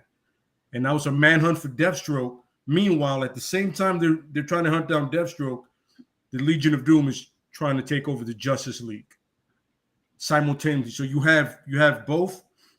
It was essentially a fugitive story because he's on the run, and then you have a pretty much turning a plot, a taking over plot story. You know what I mean? You know what would be crazy, Len? Yeah. You would have to because this is Batman. We're talking about Superman. These are, you would have to. I think it would be cool if you take out these loved ones all at once. There's no time for reaction. Yeah, no time. They're just all gone, and then these guys are like in meetings. Like, hey, what's wrong with you? Hey, what's wrong with you? What's wrong with you? Oh, this, that. Oh, this, that. Oh, shit. This is a hit. This is a hit. Because if you kill one, everyone else is safe right after that because there's a plan already in place. So you take out all of them, you know what, this story, like James Gunn or Matt Reeves, one of these guys, Zack Snyder, has it locked away somewhere very safe, and they don't even want to touch this shit because it's so raw. But I would love some shit like that. That's really sparked some real deadly deadly Justice League shit. If it makes you feel comfortable, you can make it an Elseworld story because there's nothing. Look, there's the new Batman apparently is Elseworld, right? Yeah. But the thing is, you can make it that, and then you can have it almost, as it says, bleed over on some. Listen, this is how our Justice League fell apart and became the crime syndicate. You know what I'm saying? You got Ultraman on. This is what happened to us. We don't want this to happen to you, so you have to be proactive in certain things. So you can go from the crime syndicate to the Justice Lords real fast. Yeah. You know what I'm saying? They're like, oh, so now we have to stop crime before it starts. Or like say enforce the little laws so that way the big ones don't happen. So you can do a number of things with it. But to me it's you don't kill Superman, you kill Lois. Don't kill Batman, you kill Alfred or Nightwing. You know what I mean? Don't kill Aquaman, you kill his wife. You know what I'm saying? I mean, the chick doing that herself. The girl that's with the Johnny Depp trial, she's not gonna last long, so you can do it easily now. Yeah. So you know what I mean? And you don't kill the Flash, you kill Iris. There you go. I always forget her name. Until always reminds you. Yeah. Well, that's my best friend's mom's name. So that makes sense. There you go. Yeah. So there's a key to it. So it's not only just the top three, the most powerful. You know what I mean? And you cripple them mentally. You just go from there. You know what I'm saying? Dark. Yeah. That's dark, but I love it. Yeah. I'm just thinking, how is a great way to fit the best assassin in the DC into a major storyline. And like I said, it goes from him running to they also have to battle the Legion of Doom as well. You know what I mean? Yeah. So it's still it's two stories in one, but I think it'd be really entertaining. So, You know what I'm at saying? what point does he show up on the back of Luthor's yacht? And you could do some murder mystery shit like that could Absolutely, be like the side, like who, like they're chasing who did it, who done it, but they don't also, know who hired exactly them. and they don't know who's behind it, and then Exactly. they're dealing with all this shit and all this fallout. And Man, you could get And like the reveal, you you Batman first Detective. get Vandal Savage, right? So you're like, That's oh, that makes serious. sense. And then Vandal Savage is done. And he goes, what the fuck is he talking to? And cut to a scene where Deathstroke is pretty much telling him, yo, I just want my money. And then Luthor comes out, he goes, well, you can join us. And he goes, there's the grander scheme. When you got Luthor and Vandal Savage working together, you have a problem. You have a serious problem. Yeah. We can also have a heartbreaking scene where one of the heroes, you can pick anyone who you want, is sitting there hearing everybody is losing people, and he's like selfishly like, well, thank God all my people are insulated. And then he gets the news, nope, you're not immune to this either. Yep, absolutely. Got you. Bam. They could be like, hey, why nobody from your side is missing? Huh? What's going on here? And they're like, no, then boom. Like a Green Lantern. If you really want to make it messed up, it'd be Green Arrow. Yeah. And you actually have Speedy overdose. Yep. But it's not. He didn't do it intentionally. Yeah. Hot shotted. He got hot shot. Okay. Well, you gotta fix those. Yeah. But I'm saying is, I was thinking you elsewhere, it could lead to many things if you want to spawn it off. You could do the crime syndicate. You could do the Justice Lords. It depends on the way you want to do it. Like, which way do they break mentally? Do they become overlords or do they just become straight evil? You know what I mean? How does it go? Like, it could be the origin of something, but not the origin that we all know from the Justice League. Something completely different. Sure. Shit. Okay. Damn. Who would you have played Deathstroke? I like the guy that they picked at first. Yeah. I'm not gonna lie to you. But Manganiello? Yeah. I'm not gonna lie to you. But I would honestly pick Scott Adkins because he can actually fight. Yeah, I can see Scott that. He doesn't need to act. I would pick Boyka because first of all, he can grow the hell of a beard, and it would fit. You know what I'm saying? The eye patch, he's pretty big. He's an actual martial artist, and he can. Glenn Powell. Yeah. Oh, not Glenn Powell. No. My answer to everything is Tom Hardy and Ryan Gosling. Like, for everything. Yo, if Tom Hardy wasn't fucking Bane, I could see him as Deathstroke. Especially if they make him like the Warrior. The way he looked in Warrior, shit. I'm telling you, I'm Tom Hardy for everything for me, bro. Yo, Tom Hardy was supposed to be Wolverine at different times, so yeah, I'm with it. Hold on, let me check something. What you say, Cap? Said all you gotta do is give Tom Hardy a mask and let him mumble. Yeah, right? Yeah.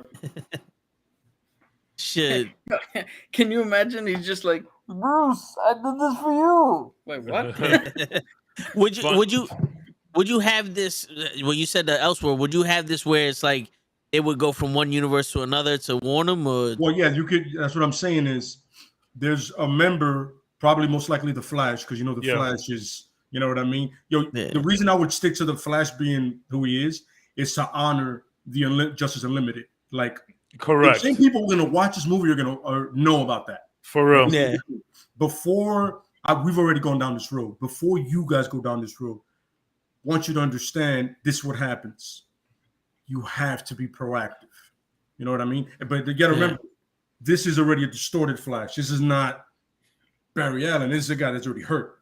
He's lost Iris. It's over. You know what I'm saying? He's done. But he's trying to tell him, listen, if the little bit of what's left in me that's good, you got to try to be proactive.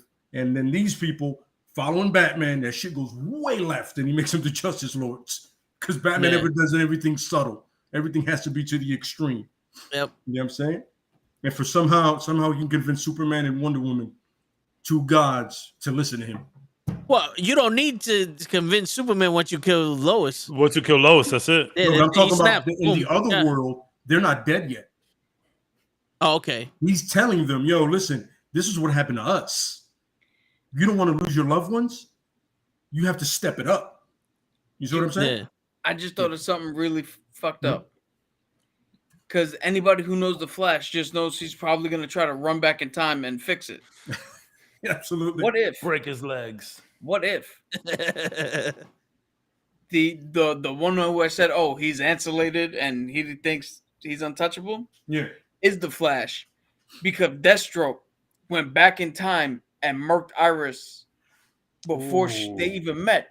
But Vandal has proof that they had met, and he shows up. It just shows up to Barry as, we wiped out something you'll never even fucking remember, and he can't go back in time because he doesn't know when it happened, Yeah, where, or who. That'd be crazy. Absolutely. Oh, look at this fucking guy just pops up in here. Whoa.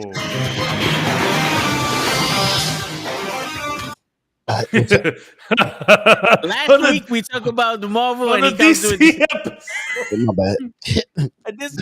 last week he comes with I Batman. love it, show. Anything else, I'm with it.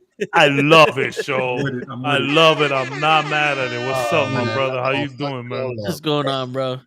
Everything's good, man. How y'all doing, fellas? Chilling, man. Chilling. Sorry to Good. interrupt, man. We just had 3 banger ass fucking reboot movies from Cap, and Lay, Oh, and I'm shit. about to fuck it up for everybody. You want me to fuck it up first, or you want me to surprise somebody? You know what? Let me fuck it up first. All right. I love it. Now, all right. So Cab said, "Let's do Superman again." Lay, Deathstroke. Cap, Booster Gold. Booster Gold. Yes. Me, I kind of want a subtle reboot. I want a reboot that makes it feel like we've been watching this movie, this universe for years. I'm talking about Mr. Terrific. Ooh. Oh shit! Because Deep Mr. cutting. Yep, Deep Mr. cutting. Terrific is supposed to be apparently the 3rd smartest man in the DC universe. I heard he was the smartest man, but he's supposed to be the 3rd smartest man. So my man is doing technology. He's like from what I heard, he's like damn, what the fuck is this nigga's name? Blake's favorite character in Black Widow. The rest artist. Taskmaster. Taskmaster, there you go. Photographic memory. He's like the Taskmaster, but with everything. He can read a book and commit surgery, like do surgery, better than any other surgeon that's ever did it like thousands of times. No, Like so he has, Meteor Man.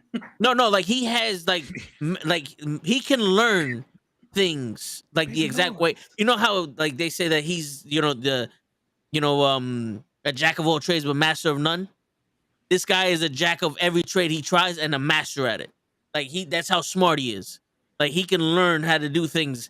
He has, he has mad shit. So let's just like, I want him to be the scientist, the guy that's, the multimillionaire already. Fun fact, his company's owned by Bruce Wayne.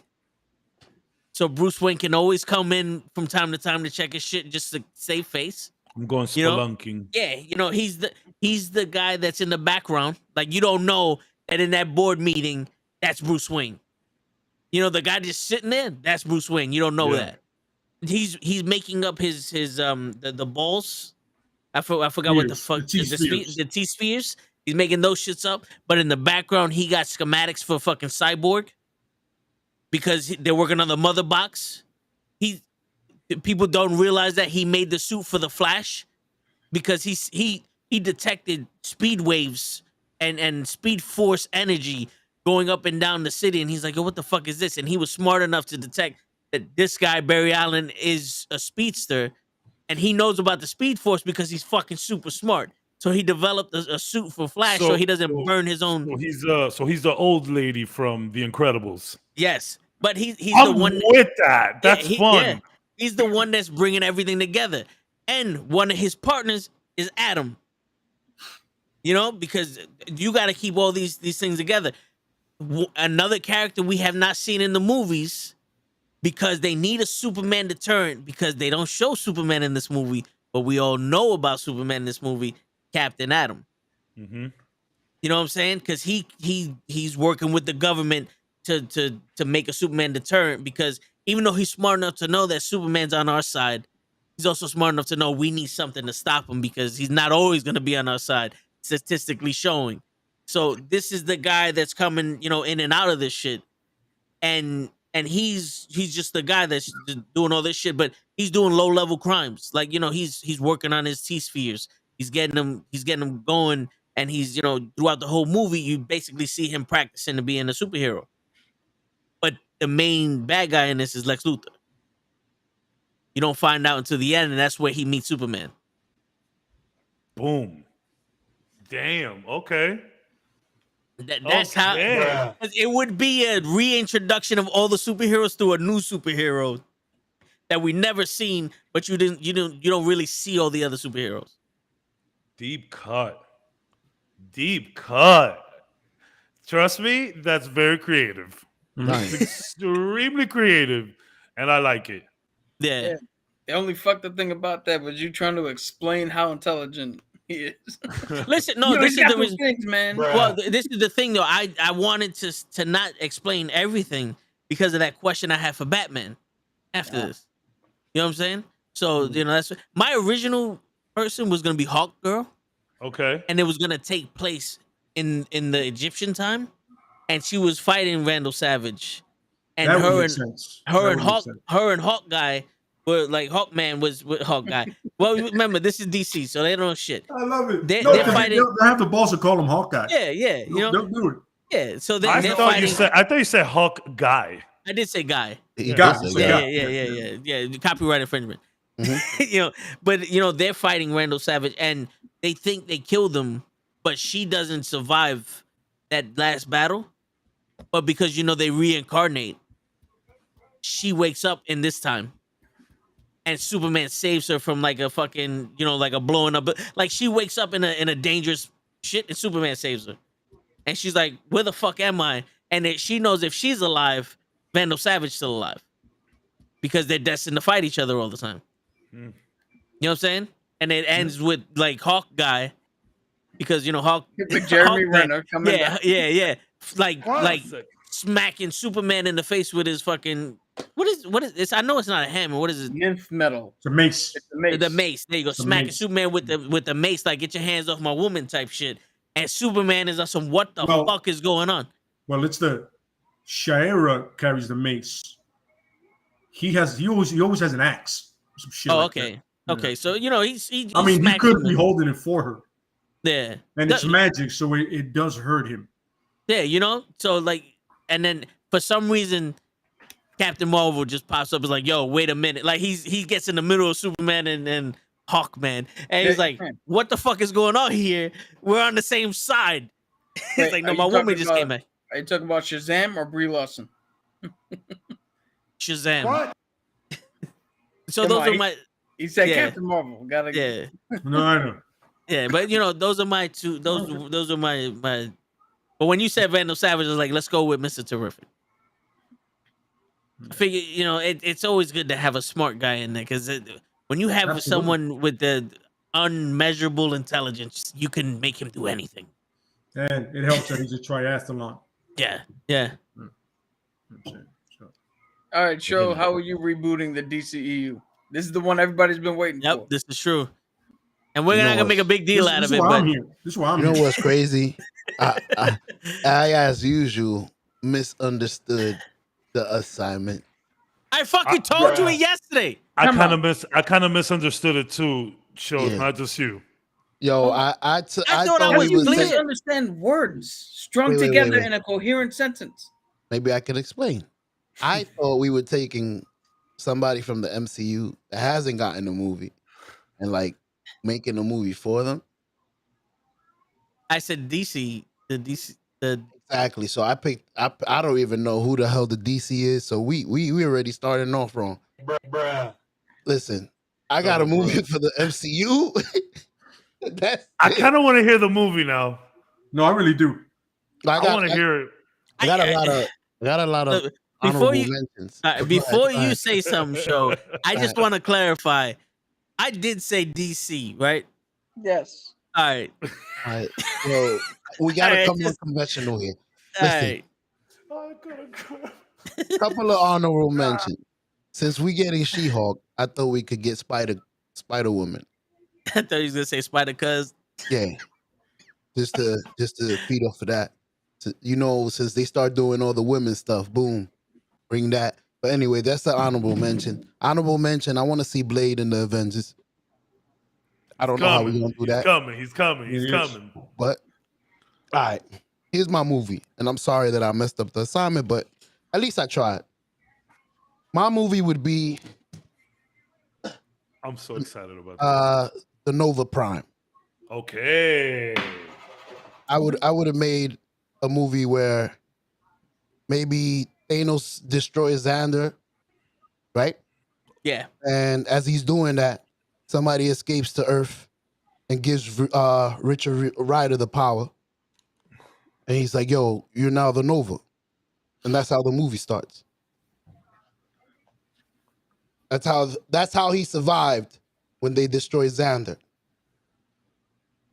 And I was gonna need help with the movie after that, but that would be my start, my beginning scene, you know.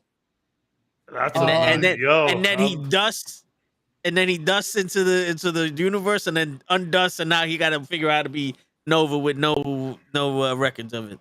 Perfect. Because that's how you could get it past the end game. Crazy thing is, I actually had 2 movies with that. I actually had I wanted to see a teenage version with Zam Alexander. Okay. And it would start just like in the comics where Gamora and Rocket, I think his name is, they're in the hospital because he fell off his bike. And then he has the quest to figure out where his father is in the universe. I like it, show. Like I would have kept it exactly. Next, okay, so I have a request, show. So the next time we do this for the MCU, you bring a DC character, okay? All right, I got you. Yeah. Perfect. How is it that your most detailed shit ever is wrong? On the most wrong side? It's wrong. You know what though? I am a god, you dull creature. Show, not for nothing. It's good though, show. It's good though. You sat there and shown the work for a math problem on a science fucking test. Word. Like, yo, he's proud. Task failed successfely. Yeah. Maybe? I don't know. But yeah, he shown the math work at a science class, but that math work was correct though. No, yeah. He answered the math correct. If he would have it's a tree a living thing. So successfully failed task because it was great. But yeah. No. Next time we do this for Marvel, you need to bring a DC character. Do the opposite. Yeah. I'll do it. I'll have time to study. Good shit, show. That was fun. That was very good. You know something though? You never see Sue fucking maze me, man. You hurt my fucking brain every time we speak. It's not like once in a blue moon. Every time we speak, I'm like, yo, my head is hurting. I'm scanning. I don't snort. Yo, I am scanning my brain on a molecular level to find out if I ever said the word Marvel in the description. I messed up. It's that no. So to be fair, you literally said at the beginning of this podcast, like the last 15 episodes been all Marvel. We did have a Flash one not too long ago. No, yeah. But I'm just saying, I gave y'all 2 weeks for this, and show said beautiful. I'm gonna do what I want. Bro, the essay. My favorite Something thing is totally different. on Instagram, he put up whatever I put up to promote the show, and then he put up the original. It said DC Universe. Yeah, I saw that. I remember it specifically says that. Yeah, with and then the you sent big it ass to before in the group. Be like, yo, look, this is. So show pulled up with a vinegar and salt volcano to global studies. It works though. Oh man, that was great. It was still good though. Show No, it was. I like it. Great idea. I do have a DC honorable mention, which is Fantastic Four, but that's easy. That's Everybody not wants DC, bro. This is the fucking thumbnail of today's show. By the way, DC. yo, do yourself a favor. Go to show's Instagram. Clip it. No, he put what he he reposted what I posted in the story, and then he posted the original one. Follow it up. And in the description, I said, we're going to reboot the DC universe. And every hashtag was DC this, DC that, DC, DC, DC, DC, DC. And I reposted everything too. Yeah. That's what I'm saying. But then the thing is, not only reposting is, we got it in the comic chat group beforehand. You're like, yo, listen, I changed it a little bit. I'm like, still says DC, like, it's like, yeah, you motherfucker, you switched the fucking picture on me. Perfect. This is a setup. But I love it. So that's why we need you here, man. I'm here. That My is apologies. great stuff. We need you here for that, bro. I'm gonna change my answer. Instead of Booster Gold rebooting the DCU, Moon Knight is not gonna reboot the MCU.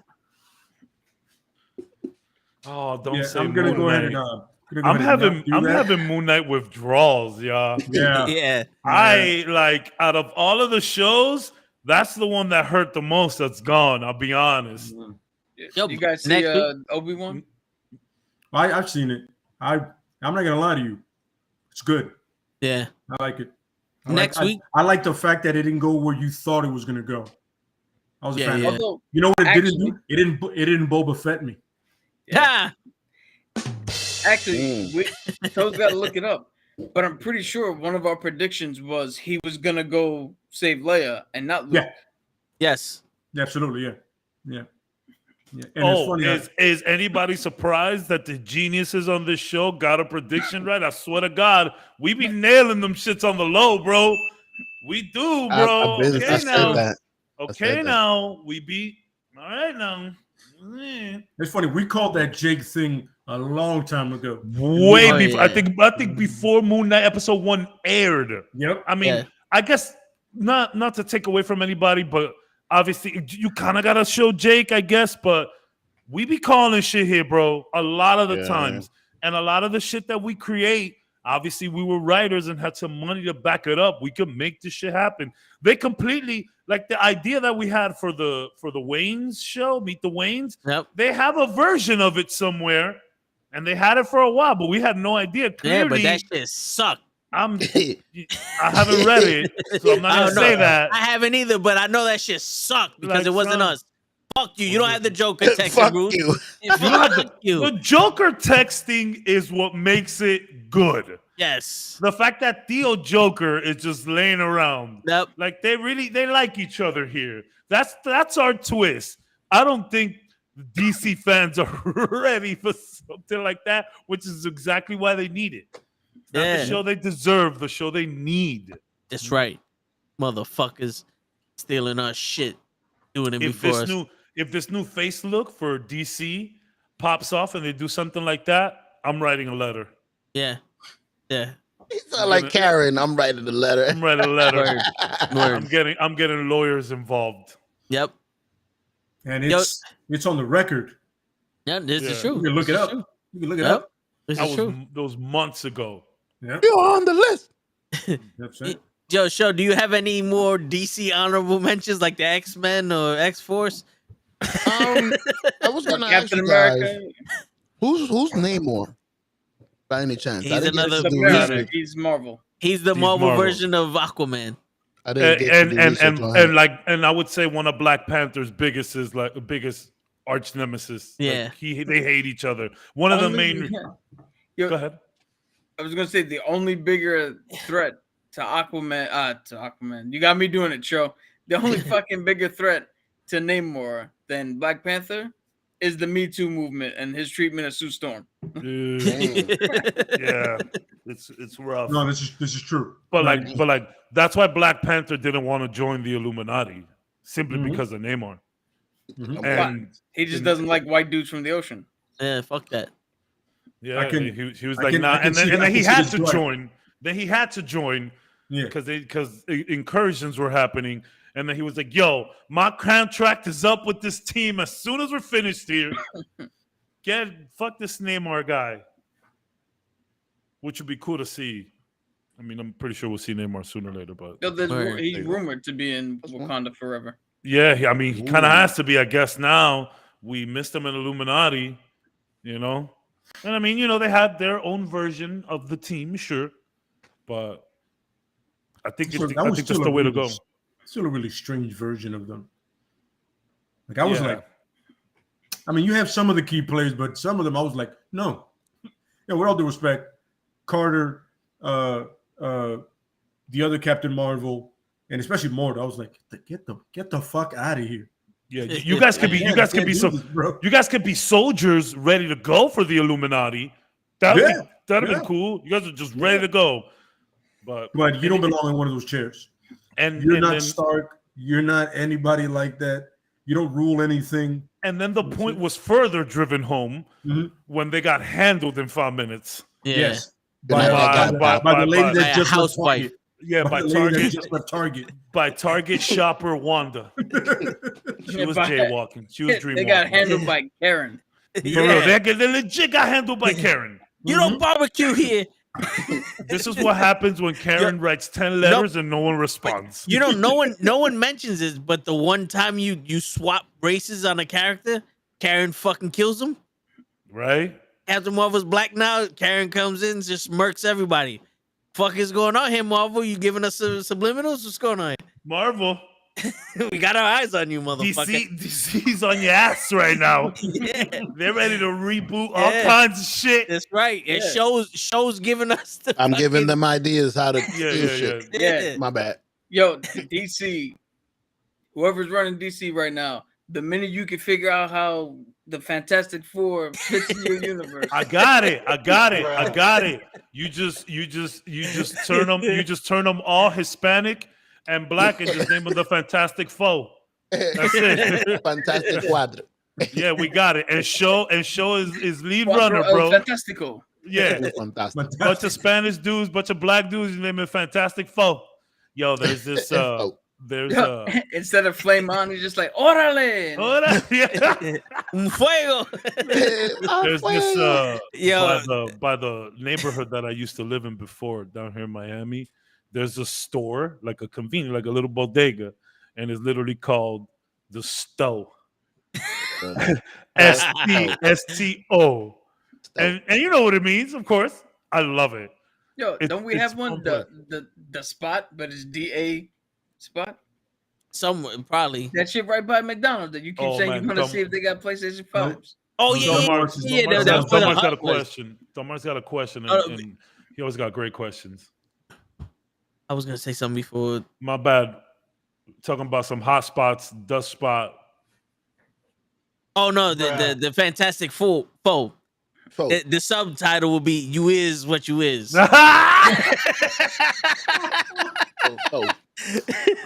You gotta be here for last episode. Word. Watch last episode for that. But dumb marks always with great questions. What if you reboot the DCU by telling the story from the villains instead of the heroes? Different than Marvel, which said, I was thinking of having Darkseid or Darkseid, whichever way you want to pronounce it, as my guy.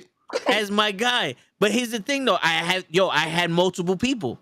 And I picked Mr. Terrific, but Darkseid for me was you was gonna watch him go to different planets and take over them, but you would see someone as strong as Superman be folded by Darkseid, and like similar superheroes to the ones we have on Earth, but just be like demolished by them, and then it's almost like there's no fucking way that these people could fucking beat him.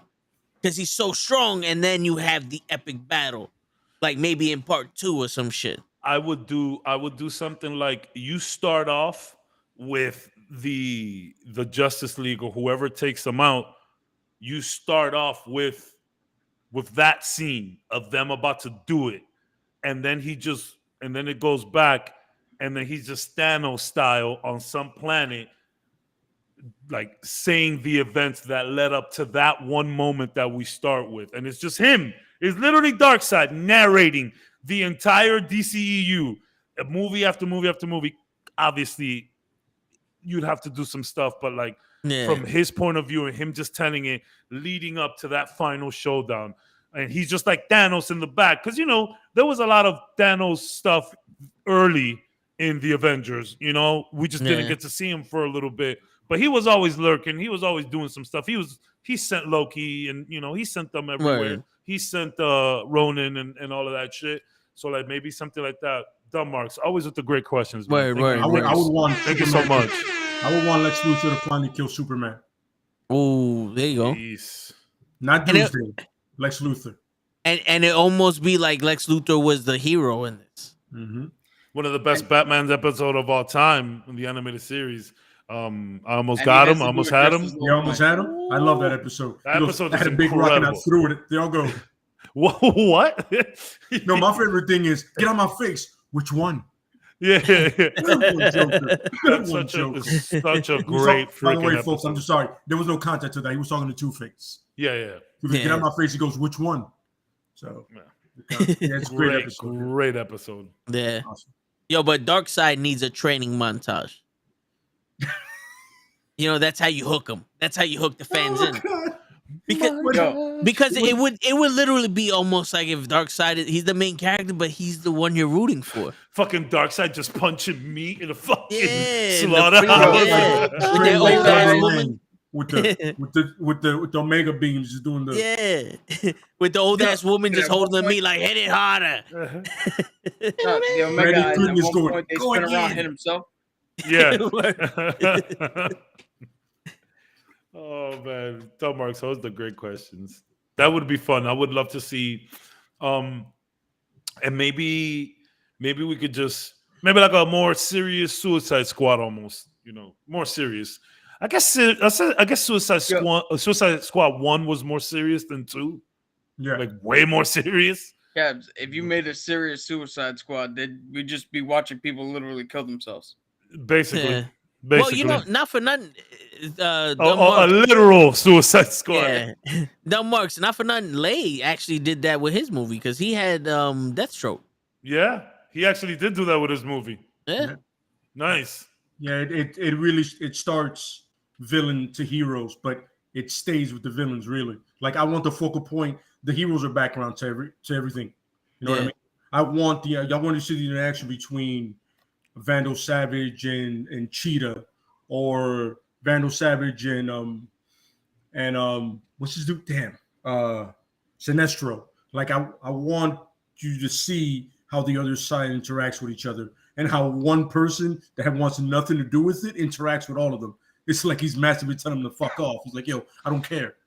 I'll pay me so I could leave. I didn't come here to join this shit. So it's that kind of interaction. Yeah. Bird. Well, you know something, Dumb Marks? By the way, Mark Strong has to be Sinestro. I loved him as Sinestro. So I want Mark Strong to come back as Sinestro. I hated him in Shazam, and I love the actor, but I was like, you don't fit that role. But Sinestro with better CGI, I'm with it. Yeah, there you go. Yeah. Glenn Powell. Oh, and he already has Tom Hardy. At this point, he doesn't have Ryan Gosling. Louis Gossett Jr. Yeah. Louis Gossett Jr. Morgan Freeman. That was gonna be my Mr. Terrific.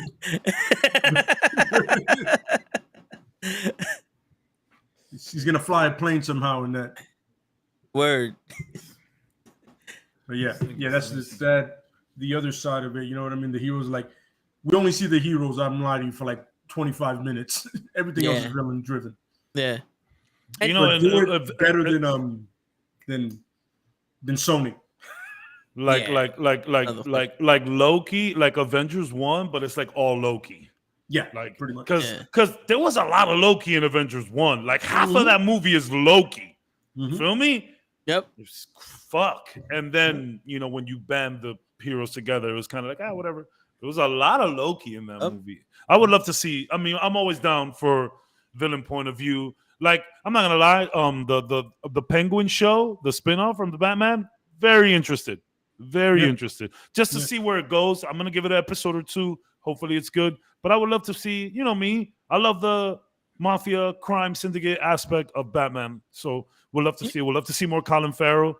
Great Penguin. I want to see him be funny. I want to see him be funny. I hope it's a power vacuum thing that's what I'm saying. Gone. That's what I'm saying. I want to see him. And then I you can bring in a Black monster. Mask and all these other people. You can bring in, not Falcone, the other guy's name. I forget, what is the other guy's name? There's another mobster. It's and I always forget his name. He was on Gotham too. It starts with an M. Yeah.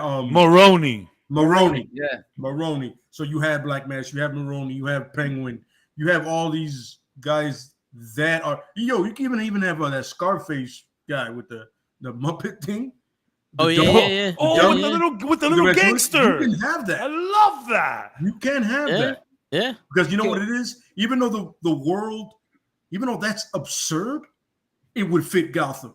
I actually think that's what they're gonna do. I think it's a whole power vacuum thing now that Falcone is gone. I really think that's what they're gonna do. Yeah. And I want to see Penguin just be full on gangster, sipping fucking getting the freaking the pasta going. Yeah. I want to see full mobster. I would love to fucking see that. And the funny thing is that kind of happened.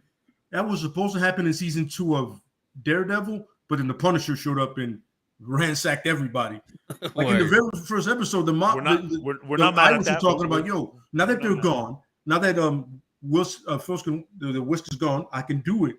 The Kingpin is Wilson Fisk gone. Now we can step in, but the Punisher had other ideas. Yeah, for real. Yeah, he said, "Fuck that." Yeah. But you know what's funny? I love Batman, but I refuse to watch any show that has to do with Batgirl, Gotham. I'll watch the Penguin series. Oh, you all saw the the other I shows, sent you guys, right? You saw the thing I sent you guys, right? That whatever the fuck that was. I refuse to watch anything. No one is excited about Gotham Knights. No, I refuse to watch anything that is Batman that doesn't have Batman in it. Gotham Knights. It's not that's not Red Hood. It's not Nightwing. It's not Batgirl. It's not Orphan. No. Are you talking about the video game? No. There's the TV show. Yeah. When you get a chance, let So show it to you because I sent it in the group. You'll show it to you. My bad, So. What were you gonna say, To? What were you gonna say, To? My bad. No, I refuse to watch anything that's Batman that doesn't have Batman in it. Because it's funny. You can't tell me. I have a rant about that, but I'm gonna do it next time. You said the Arrow was good for 3 seasons, and that's exactly what I said. For real, yeah. Once he got political and those other bullshit, it's like, all right, yo, get the fuck out of here with this shit. And Denmark, I'm not gonna lie to you. When it comes to Black Adam, I'm gonna tell you the truth. I want to be optimistic, but The Rock is gonna be The Rock as Black Adam, and that's tough. You know what I mean? Yeah, I have no faith in that movie. I want to be positive, but we know what The Rock does when he gets a role. So it's gonna be. Listen, man, it's about. Be sad. Good. No, you go. My bad. Yeah, I was gonna be stupid. Be sad when we walk out of that Black Adam movie and go, everybody was great except. No, but you know something? All right, I'm gonna give you guys the benefit of the doubt. The Rock is gonna be The Rock, but remember, have you seen Faster? Yes, but Black Adam is not that. I know that. But the thing is, The Rock has the ability to do something other than The Rock. And in all honesty, this could be a segue for him to fucking reboot the MCU also. I think the DCU also. They're banking on that though. They're banking on that shit. He was the one that was talking about the new Vision and all of that coming forward. But you know what he did say? He says that he wants to fight Henry Cavill Superman. Yeah. If he could, I'm okay with that. If he wants to bring back Cavill, if The Rock is a martyr for continuing like the Snyderverse or bringing back these old characters, getting Ben Affleck back in the fray, I'm with that. Get someone else to play Shazam. Shit. That'd be fucking dope. Why would you want someone else? Yeah, I thought because I don't want a muscle suit on my guy. Not when you're standing next to Henry Cavill or The Rock. Hold on. Did you see the Flash suit? I don't know. Get him the fuck out of here, bro. Get him the fuck out of here. Get the fuck out of here. Yeah, please. man. No, but I believe the Black Adam might surprise you. I have a feeling. It might surprise you. When you keep expectations low. It does. Yeah. No, because you have no idea. Listen to me. I love Black Adam. I want it to work. I love the character. But he's one of my top guys in DC. But the problem is, it's the guy in charge of it. Yeah, no, yeah. But in Ballers, he's like, you know, he has a range of fucking action. I don't know if you guys seen Ballers with The Rock. I have. You know, like there's a different range in there. Wait, what the fuck is this? Flash? That's the Flash's costume with the built-in muscles. Looks like a toy. Get that kid the fuck out of here, bro. That helmet looks insanely retarded. Yeah, it did. But yo, not to be insensitive, but that's massive helmet. Yeah, it looks like the Lego one from the movie. Yeah. What is that non-binary septic tank Uni Boo Boo Share Swaz person's name that's playing the Flash? Ezra Miller. Yeah, Ezra get him the Miller. fuck out of here. Get that the fuck out of here. I don't know what pronunciation he wants, but get that the fuck out of here. So you But, want Rock His name, as Flash? you can't pronounce his name unless the way it is Ezra Miller. You can't Ezra change Miller. that. Yeah. Now to speak about the person is they, them, They, them. Yeah, whatever AEIOU. pronoun helps you. But his name, well, that person's name, their name is Ezra Miller. That's Yeah, that. They Unless should you have change fired that. him. They should have fired him the first time he attempted to run. I knew you were gonna say that. I will never forgive You're this never gonna motherfucker for. forgive. I don't know I what can't- he's yo, doing. But Can I you tell you take something? defense while you run. So the other day I started watching the Snyderverse the Snyder Cut for no reason. I was it's those websites online like 1, 2, 3 movies and shit like that. Yeah. And just Snyder Cut was there. It's like fuck it, let's watch it. You see when they first show Flash in the Snyder Cut that it slows down. He's in the coffee shop, but then he like fucking twinkles out of the fucking shop. What was that? What was that walking motion, dude? What was that? You know what that was? That was the Riddler losing his shit like Yes. that. I was like, wait a minute, go back. What are you doing? Have you guys seen the YouTuber, the TikToker who does life hacks at restaurants?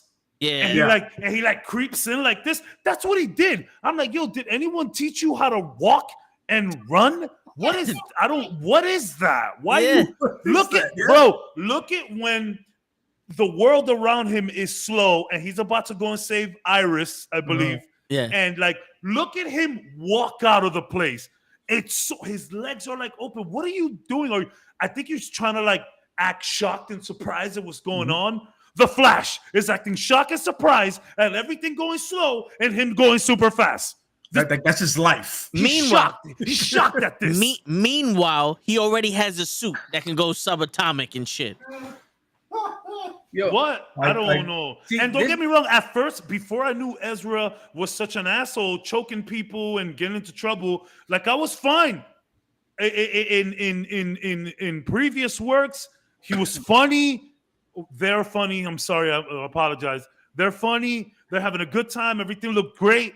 And then all of this stuff happens. But even before that, it was just the running and the weird. The acting started getting a little weird too. Again, I was completely fine with them. And now you're just being a jerk. You're just assaulting people. Yeah. Like, no, It's we funny. don't. Something about them to me was always off.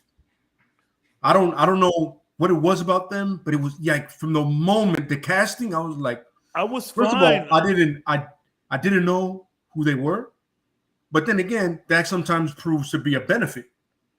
It's like, oh, you never know, they're gonna surprise you. Yeah. And all of a sudden, I'm like, I don't give a shit. No, yeah. Go CR fuck yourself. Media says I need 5 minutes of a segment of Toe and Oh, shit yeah. saying get the fuck. You know what? I'm with it. I'm with it.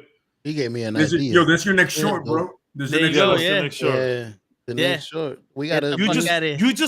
you just put images of people who are assholes, and then one of y'all get the fuck out of here, that's and then you the have new another segment. one get the fuck out of here, and then you have one that is like, like really, and then y'all look at each other like, man, get the fuck out of here. Yeah. That's a good short. Yeah. CR, that's awesome. That's really good. Word. That's really good. I like it. All right. So, all right, yo. But seriously, get him the fuck. Listen, all right. Get him the fuck outta here. Can I call us we? I don't know the pronunciation for a group of people. Well, are we a we? People Word. who like We We want you, that, to get the fuck out of here. Get them the box. Yeah. Get them the box. Get them Yeah, the box. yeah, Get yeah. them the You've box. been futured endeavored. I don't Go know, to man. another country, whatever your country you're in. Move to the next one over and get the fuck out. And I want to reiterate, this has nothing to do with what they identify as, nothing like that. It doesn't matter what you identify as. An asshole is an asshole is an asshole. Word. Yeah. And they're an asshole. Yeah, I don't. It has nothing to do with your pronoun, what you identify as. This is the knuckleheads over here. Our motto is literally come through, be you. Word. We are accepting of everybody. But if you're an asshole and you're hurting yourself and you're hurting other people in the process, get the fuck out of here. Yeah, word. We're talking about you, sir. Yeah. But then on top of it, can't say sir. You're doing that as you, you're desecrating Mr. one of our They. favorite characters. You know what I mean? Yes, yes. This is universal love for the Flash. She's like Nightwing. It's like nobody really hates the Flash. Yeah, you made the Flash hateable. Yeah, you hate.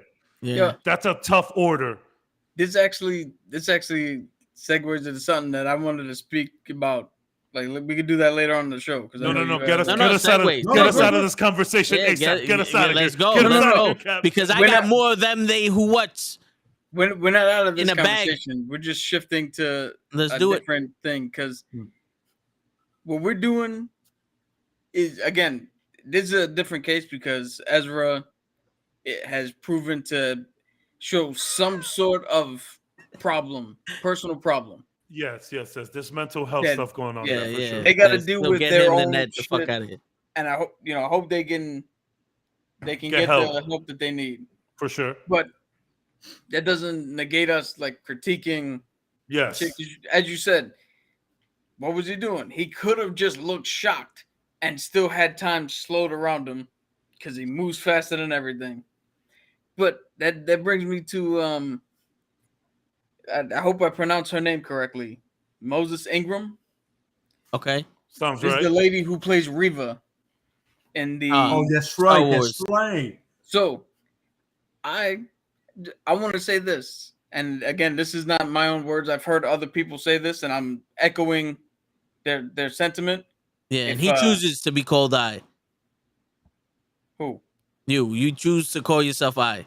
I hope it's not racist. That's not how it works. It's not racist. As my pronouns are jelly. All right. No. There you go. It's not racist or whatever the fuck you want to call it. I don't know what we're doing. No, but what I'm about to say is, and I already said we're a we, so.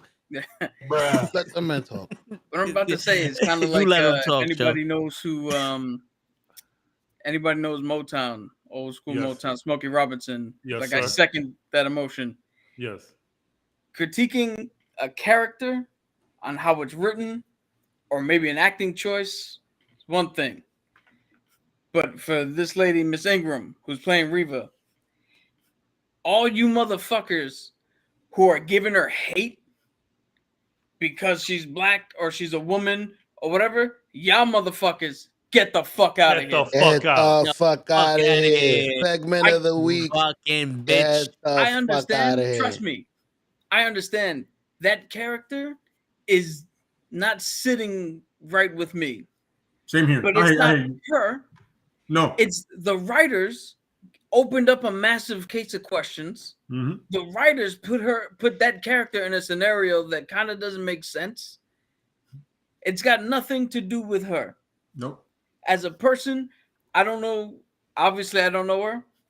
But stop attacking the fucking people for characters that they're not in full control of. Yes. Absolutely correct. They're telling them how to act it out. Yeah. Absolutely. Still though, I can't get over the walking and the running. Yeah, no one told that to do that. I'm just saying, look at them, look at Ezra walking out of the diner. It's very leprechaunish. I don't understand. Things like that are free for debate. If you want to say, in that moment, that acting choice was it warranted? Should it have been, the character? How did they this? Blah blah blah. If you want to get mad at somebody, again, don't go personally at the writers, but be mad that the writer, that was the best they come up with. And the director let that happen. Like, hey man, you want to just walk out of there a little bit more normal? Yeah. But as we do here all the time, we critique the writing and the character. Yes. Leave this lady alone. Absolutely. She's coming in. This is weird. This is Star Wars. She's coming into a realm we all fucking love. Why is this the first thing we fucking show people? Yeah. This is why I don't like fandom. This is why I would never be part of your fandom. But I just wanted to if it's said 100 million times, let this be the 100 million then one. Get the fuck out of here with your bullshit. Absolutely. Not gonna agree more. And literally bringing she's part of it. She's part of bringing something to life that everybody wanted for a while, and that's Obi and Vader finally meeting up again, because we got some of that. Everybody was happy about it. She's just part of it. Yeah. She's literally part of bringing something fun to life. You know, something. And this is how you say thank you. This is how you appreciate it. I gotta bring this up too. That's your thing. This is seriously. You wake up in the morning and this is what you want to do. Go fuck yourself. Word. I gotta bring this up too, because yes. So right now her character's a little wonky, but they have that was 6, so 4 more episodes to make us see. Oh, okay, this is why. Not to mention, who's one of the biggest fucking characters in Star Wars? Ahsoka Tano. Yep. And she was purposely written to be annoying. Yep. So that when she grew, we grew with her and learned to love. We don't know if that's the same case here, because we don't have that hindsight like we do with Ahsoka. Mm-hmm. So again, it's a little bit wonky. Cool. For whoever agrees with that, we can all agree with that. But stop with leave the racial stuff out, man. Yeah, and the sexual, the sexual shit. It's Star Wars, bro. There's so much different types of characters and people from all different types of places. Like, this is what you stick to. Like, but I don't need to watch Star Wars the way y'all do to understand it's just a fucked up situation. Like, bro, whether she's written poorly or not, attack the writing, attack the directors for letting that happen. But this is the weird thing that you brought it up a little bit. Somebody else that I was watching brought this up. How are you going to attack on a racial stance for a genre that literally has multiple races of aliens and shit? The whole thing is about different fucking people coming together. Yeah. A little green guy is teaching people how to use the Force. Yeah, you got like a bunch of furry midgets. Yeah. I mean, come on. I mean, seriously. Come on, man. Yeah. What's that about? Yeah. And not to mention that this is a brand new. First of all, this is a brand new character, and like Cap put it properly, we haven't seen the evolution of her yet. Episode 2. Don't get me wrong. I told somebody that I know that's a big Star Wars fan. I'm like, listen, I don't like her character right now. I don't like her character. Yeah. I got no problem with the actress. Yeah. I don't like the character is annoying to me. But okay, the character annoys me. The writing annoys me. That's what that means. The writing annoys me. Yeah. Like the little girl that plays Leia, I love her because she's playing a little girl. But for her, I don't like this. You know what I'm saying? This I don't like. You know who else? Like I said, I don't like the character. I have no idea how this person is. She seems like a lovely lady. That's it. I'm gonna say one name to you, Lev. Yeah. John Connor. Oh no, that's no. What's funny? But John Connor's two things. John Connor's the writing and that kid's delivery. Yeah, it was purposely you want the T-1000 to win. Yeah. Listen, not one person has told me, I wish you would. I'm so happy he lived. You're lying, because you want to see the Christian Bale John Connor. You don't care about this kid.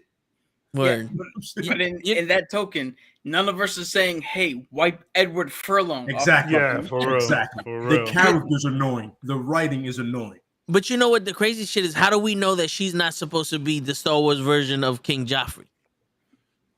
You guys watch Game of Thrones? King Joffrey was a character that every fucking time I seen him on camera, I wanted the person playing him dead. I wanted that kid dead, not the character. I wanted him dead. Like I wanted to go to his house and snap his fucking neck. That's how much I hated this character. Quite the opposite of what we're talking about. No, but you know what I'm saying? No, it's like maybe she's designed to get a rise out of all you people. You ever thought about that, dickwads? Maybe the character that's a bad person might make you want to see that she's bad and not like her. I love how you kept. I love how you kept the theme of Terminator going there. Chill out, dickwad. Yeah, you kept that going. Yeah, very nice. I didn't see it till now. I see what you did there. Very nice. Yeah, But all right, speaking of DC Universe. Oh, here we go. Oh, shit. Now I've been waiting all day for this. So, in my investigation of Mr. Terrific, he's been on the list of the most intelligent, at least humans, in the DC universe. Mm-hmm. He's been ranked 3rd. Number 1 on this list was Batman. And the reason why it was Batman and not Lex Luthor is because when the Batman Who Laughs faced the super Lex Luthor, the Batman Who Laughs outsmarted him and killed Lex Luthor. And the Batman Who Laughs is basically Bruce Wayne without any rules. In Unleashed Bruce Wayne. That's why they ranked him as unhinged Bruce Wayne. I love it. Yes, that's why they ranked him the smartest human in the DC universe. Question to y'all: if he's the smartest person in the fucking DC universe, why was that not shown in any of the Batman movies? There was not a level of intelligence other than I have gadgets in the fucking movies, and until recently, we haven't got a detective in any of the fucking movies. So we have not got a Batman movie. We got a guy in a leather suit with a bat on his chest. Mm-hmm. Yo, can I answer this before you guys go? Please answer this question. Please do. The reason we haven't gotten a Batman movie to show that he's the smartest person in DC is because if you look at the description you just said, they had to go get a fucking zombie Bruce Wayne to show that he's more intelligent than Lex Luthor. That's like when you look at the Walking Dead and you're like, come on, you can't fight this bitch, but the zombie version of her is 10 times stronger because they don't know limits. Bruce Wayne being the smartest person is fucking stupid. When you put... How long do you think it'll take Mr. Terrific to learn how to be a detective? Well, all he needs to do is read a book. But the thing is, they're saying that Mr. Terrific is not as intelligent as Batman, and Batman helped him make the fucking supercomputer that's on the Justice League ship. Yeah. Adam Zola. Yeah. What? That motherfucker. Always popping up in the middle of the guys. Adam fucking Zola. Appreciate it. Tim Drake is a better fucking detective than Batman. Great. Instantly, Batman's not the fucking smartest shit.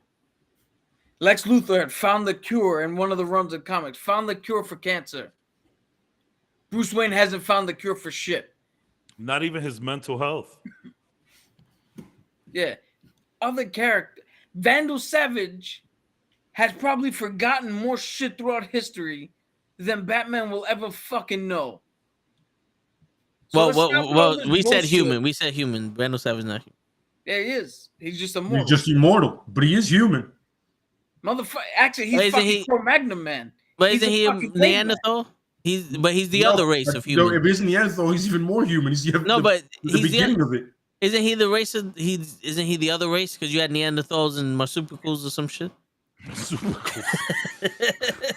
Bruh. Yeah, no, but he's a human being that just slept to a meteorite and became immortal. He's still a human. What's that? But the thing is, we haven't seen it because that's not fucking true. Could be for like a certain run, but you know. No, yeah, a certain run, and then every other run. See, this is the thing I don't like about DC. Is never in Marvel have you turned around and like, oh, Shang-Chi's the best fighter, and then you look and go, oh, but in this run, they made Captain America beat the shit out of him 100 fucking times. Like, everybody in Marvel takes the character and writes the fucking character. Whether you like the story or not, DC, every time somebody takes on Superman, he either gets a new ability or he's so fucking overpowered. Batman, they now, you know how we joke that with time and preparation he could beat anybody. They just now made that canon. Thanks to us. But again, it's bullshit. If he's really that fucking smart and he can't solve Gotham's problems without dressing up in a fucking bat suit and punching people in the face, you're useless. Yo, that's like saying we need to sell comics. We need to sell comics. Put him in a bat suit and fuck up his life. Yeah. Nobody wants the woman with big tits that every time you touch them they deflate. Yeah, true. Like, that's fucking useless. I'm looking at a list. I'm looking at a list now. And in the top 10 most, like, you know, genius minds in DCU, Batman is 6 out of 10. Okay, you want to put him there? Fine. That seems better. Who's number 1 there? Number 1 is Ray Palmer. Oh, there you go. That's very believable. That makes sense. But then, Mr. Terrific is number 2, and number 3, Cyborg. That's right. Yeah, he is intelligent. And all that stuff. He is legit intelligence. Yeah, you know, he's you know. So like maybe again, it was for a certain run that you could see Batman like that, but you know. But again, I don't think they want to make Batman that, because it takes away that like stupidity that we relate to, right? You know what I'm saying? I don't think you want to make Batman the smartest one around. If you hear what Toe said, it's the Batman who laughs. Yeah. Well, they also mentioned the fact that he could kill the Justice League. He made a plan to kill the Justice League. Yo, how hard is it to put a green rock in a fucking alien? Mr. Mistleplix did that shit to Superman. It's not hard to kill these To kill somebody is the easiest thing in the world. You know how I do that? You know how I know that? Because if you go in real life, any idiot can accidentally pull a trigger and take a life. Even if you didn't want to. It doesn't show intelligence to kill someone. If you're so smart, solve some motherfucking problems. In Gotham. Whoa. Wait a minute. Who did Mr. Mucinex kill? Mucinex? Mr. Mucinex? He killed the flu. Yeah. He just did phlegm. He got you. Yeah. What's going on here? No, but look at the accomplishment. Like you said, Ray Palmer, Mr. Terrific, Vandal Savage, Lex Luthor. Look at what they've actually accomplished. And look at what Batman has accomplished. You know what's crazy here? Lex Luthor is 7 out of 10. That he should be higher.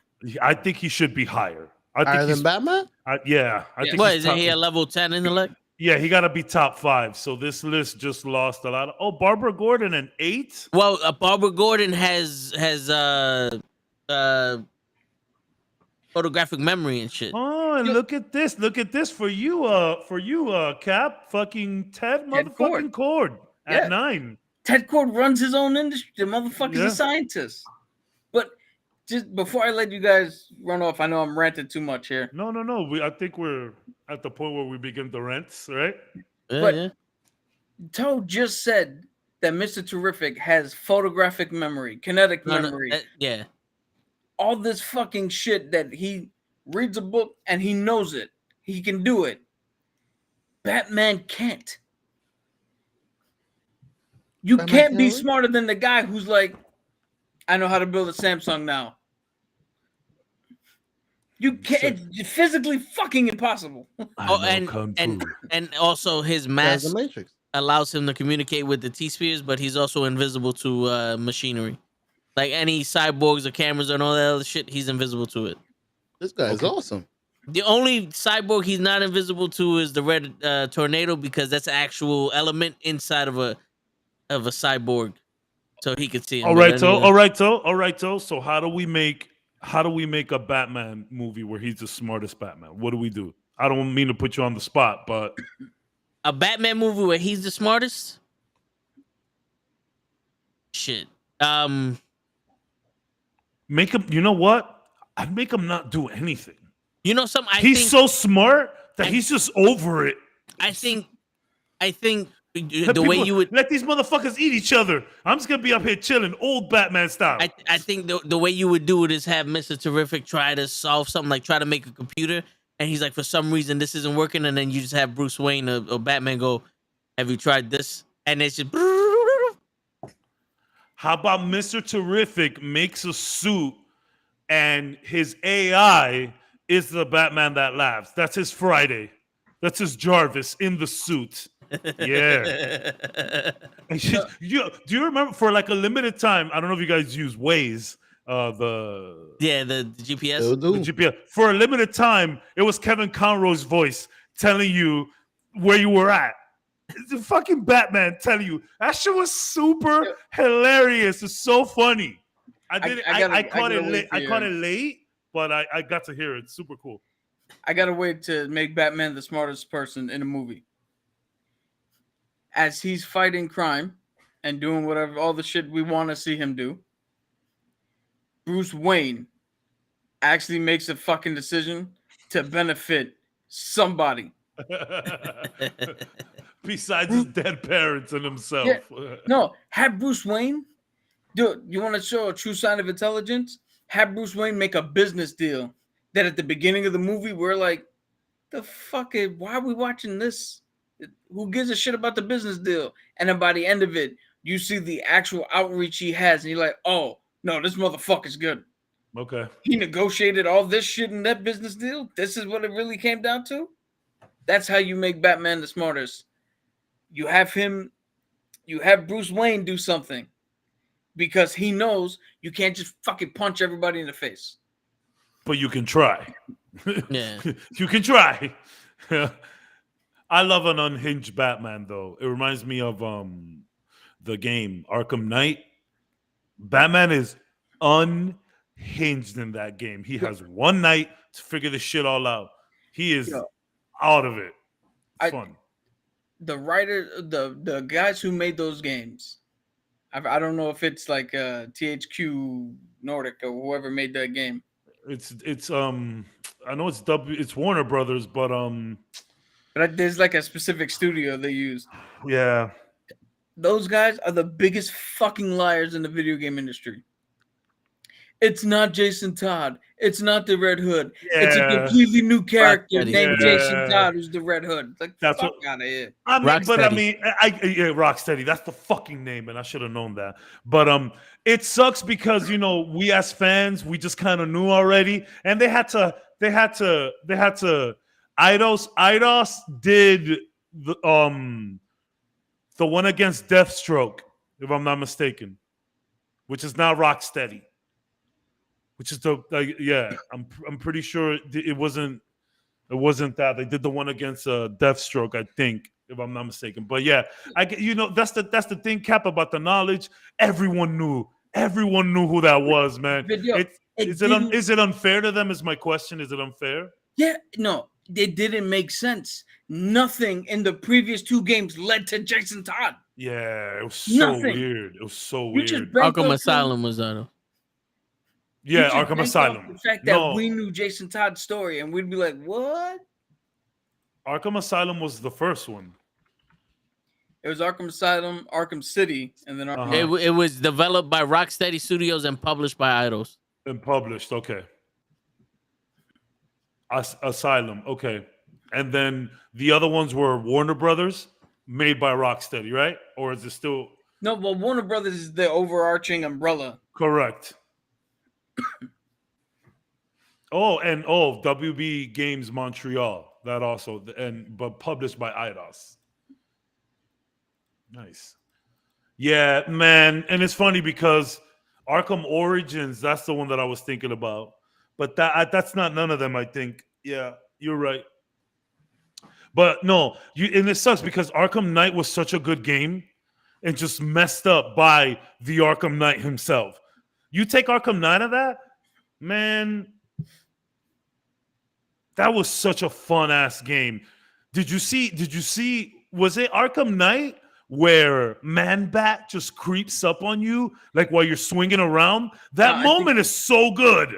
I think that's Arkham City. where it's the free range, you can go anywhere. Bro, that Yo. shit scared the fuck out of me. Nothing will scare me more than in the first game, where you walk into the fucking It does, museum CR. and you got a platform, but everything around it's flooded, and you got to Yeah. walk on the platform, and that shark comes out of nowhere. Yeah. Yo, I've never in my life been like, ah. You know what I found? You know what I found unsettling about Arkham Asylum? The little Joker teeth all over the floor. Them shit's always bothered me. You could, because the game has good sound, and you're right, man. To be honest, CR, I think Arkham Knight and still, and go back to that game. 2015 game looks beautiful, looks incredible. It's still good, but yeah, the Arkham Knight was weird, but. Yep. The little, you could hear the slapping because in Arkham Asylum, you're in the asylum, there's a lot of hallways. You could hear them shit from dumb far. You say, yo, that was unsettling. You know what's funny? Arkham Knight is the only game in the Arkham series I haven't finished. Don't. You're just gonna get more upset. You know, well, I stopped playing because I literally couldn't figure out how the fuck to use the car to climb buildings and do fucking platforming puzzles. I'm like, yo, there's a fucking car. Yeah, there's too much car shit in Why that do I game. need a car? This motherfucker can glide half the map. Yeah, you gotta poof and fly. You gotta fly shit in you. That's the other problem with that game. Way too much car. So the car does you get a little less of it as the game goes on, but at the beginning it was nothing but car. Jeez. I got a question for Lay and Show because they're talking so much. Might as well keep them talking. Yeah. Do you guys in this new DC universe? Do you make a Batman movie or do you start making Batman villain movies with Batman in it? Joe? I would. It seems like you guys are tired of actually seeing Batman and different people trying to play them. So I would start from the opposite. Start with the villain. Start with some good villains. Start maybe with their story, and have Batman come in and destroy their whole shit. The fucking white man messing it up for everybody. The white man. I agree with my esteemed colleague here, but in a different way. I'm not gonna have them destroy their lives. Yeah. The face is just sitting on the couch. But I'm vengeance. I would like to give attention to the more interesting origins of certain villains. You know what I mean? Yeah. Give them, straight some serial killers, some straight psychopaths, and other ones that are just tragic. Like off the top of the head, I think of Clayface, I think of Victor Zsasz, I think of Mr. Freeze, I think of that dude Pig that I was talking about before, Professor Pig. Hugo Strange. It's just Hugo for sure. More psychological than it would be action sometimes, but you can balance it out with every one of them. You know what I mean? Yeah. Some are just straight emotional. Some of them are just straight psychotic. So it depends, Yeah. So Kev. No, you go. Well, I was gonna change the direction to the I tones. was gonna talk about what CR said because he says because the car is dope. I'm not gonna lie, pulling up with the car, ejecting out of it, and then dive kicking down to an enemy is beauty. It's beautiful. But yeah, it was the car gets better towards the end. When Arkham Knight first came out, TikTok wasn't around. It was Musically. Okay? This is a 2015 game.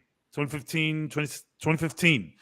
And I used to make videos on Musically to music of the Batman of the Batmobile just riding around, and you could slow shit down. I used to put mad lo-fi shit. I used to put mad clips up of Batman. I fucking love that. Okay, sorry.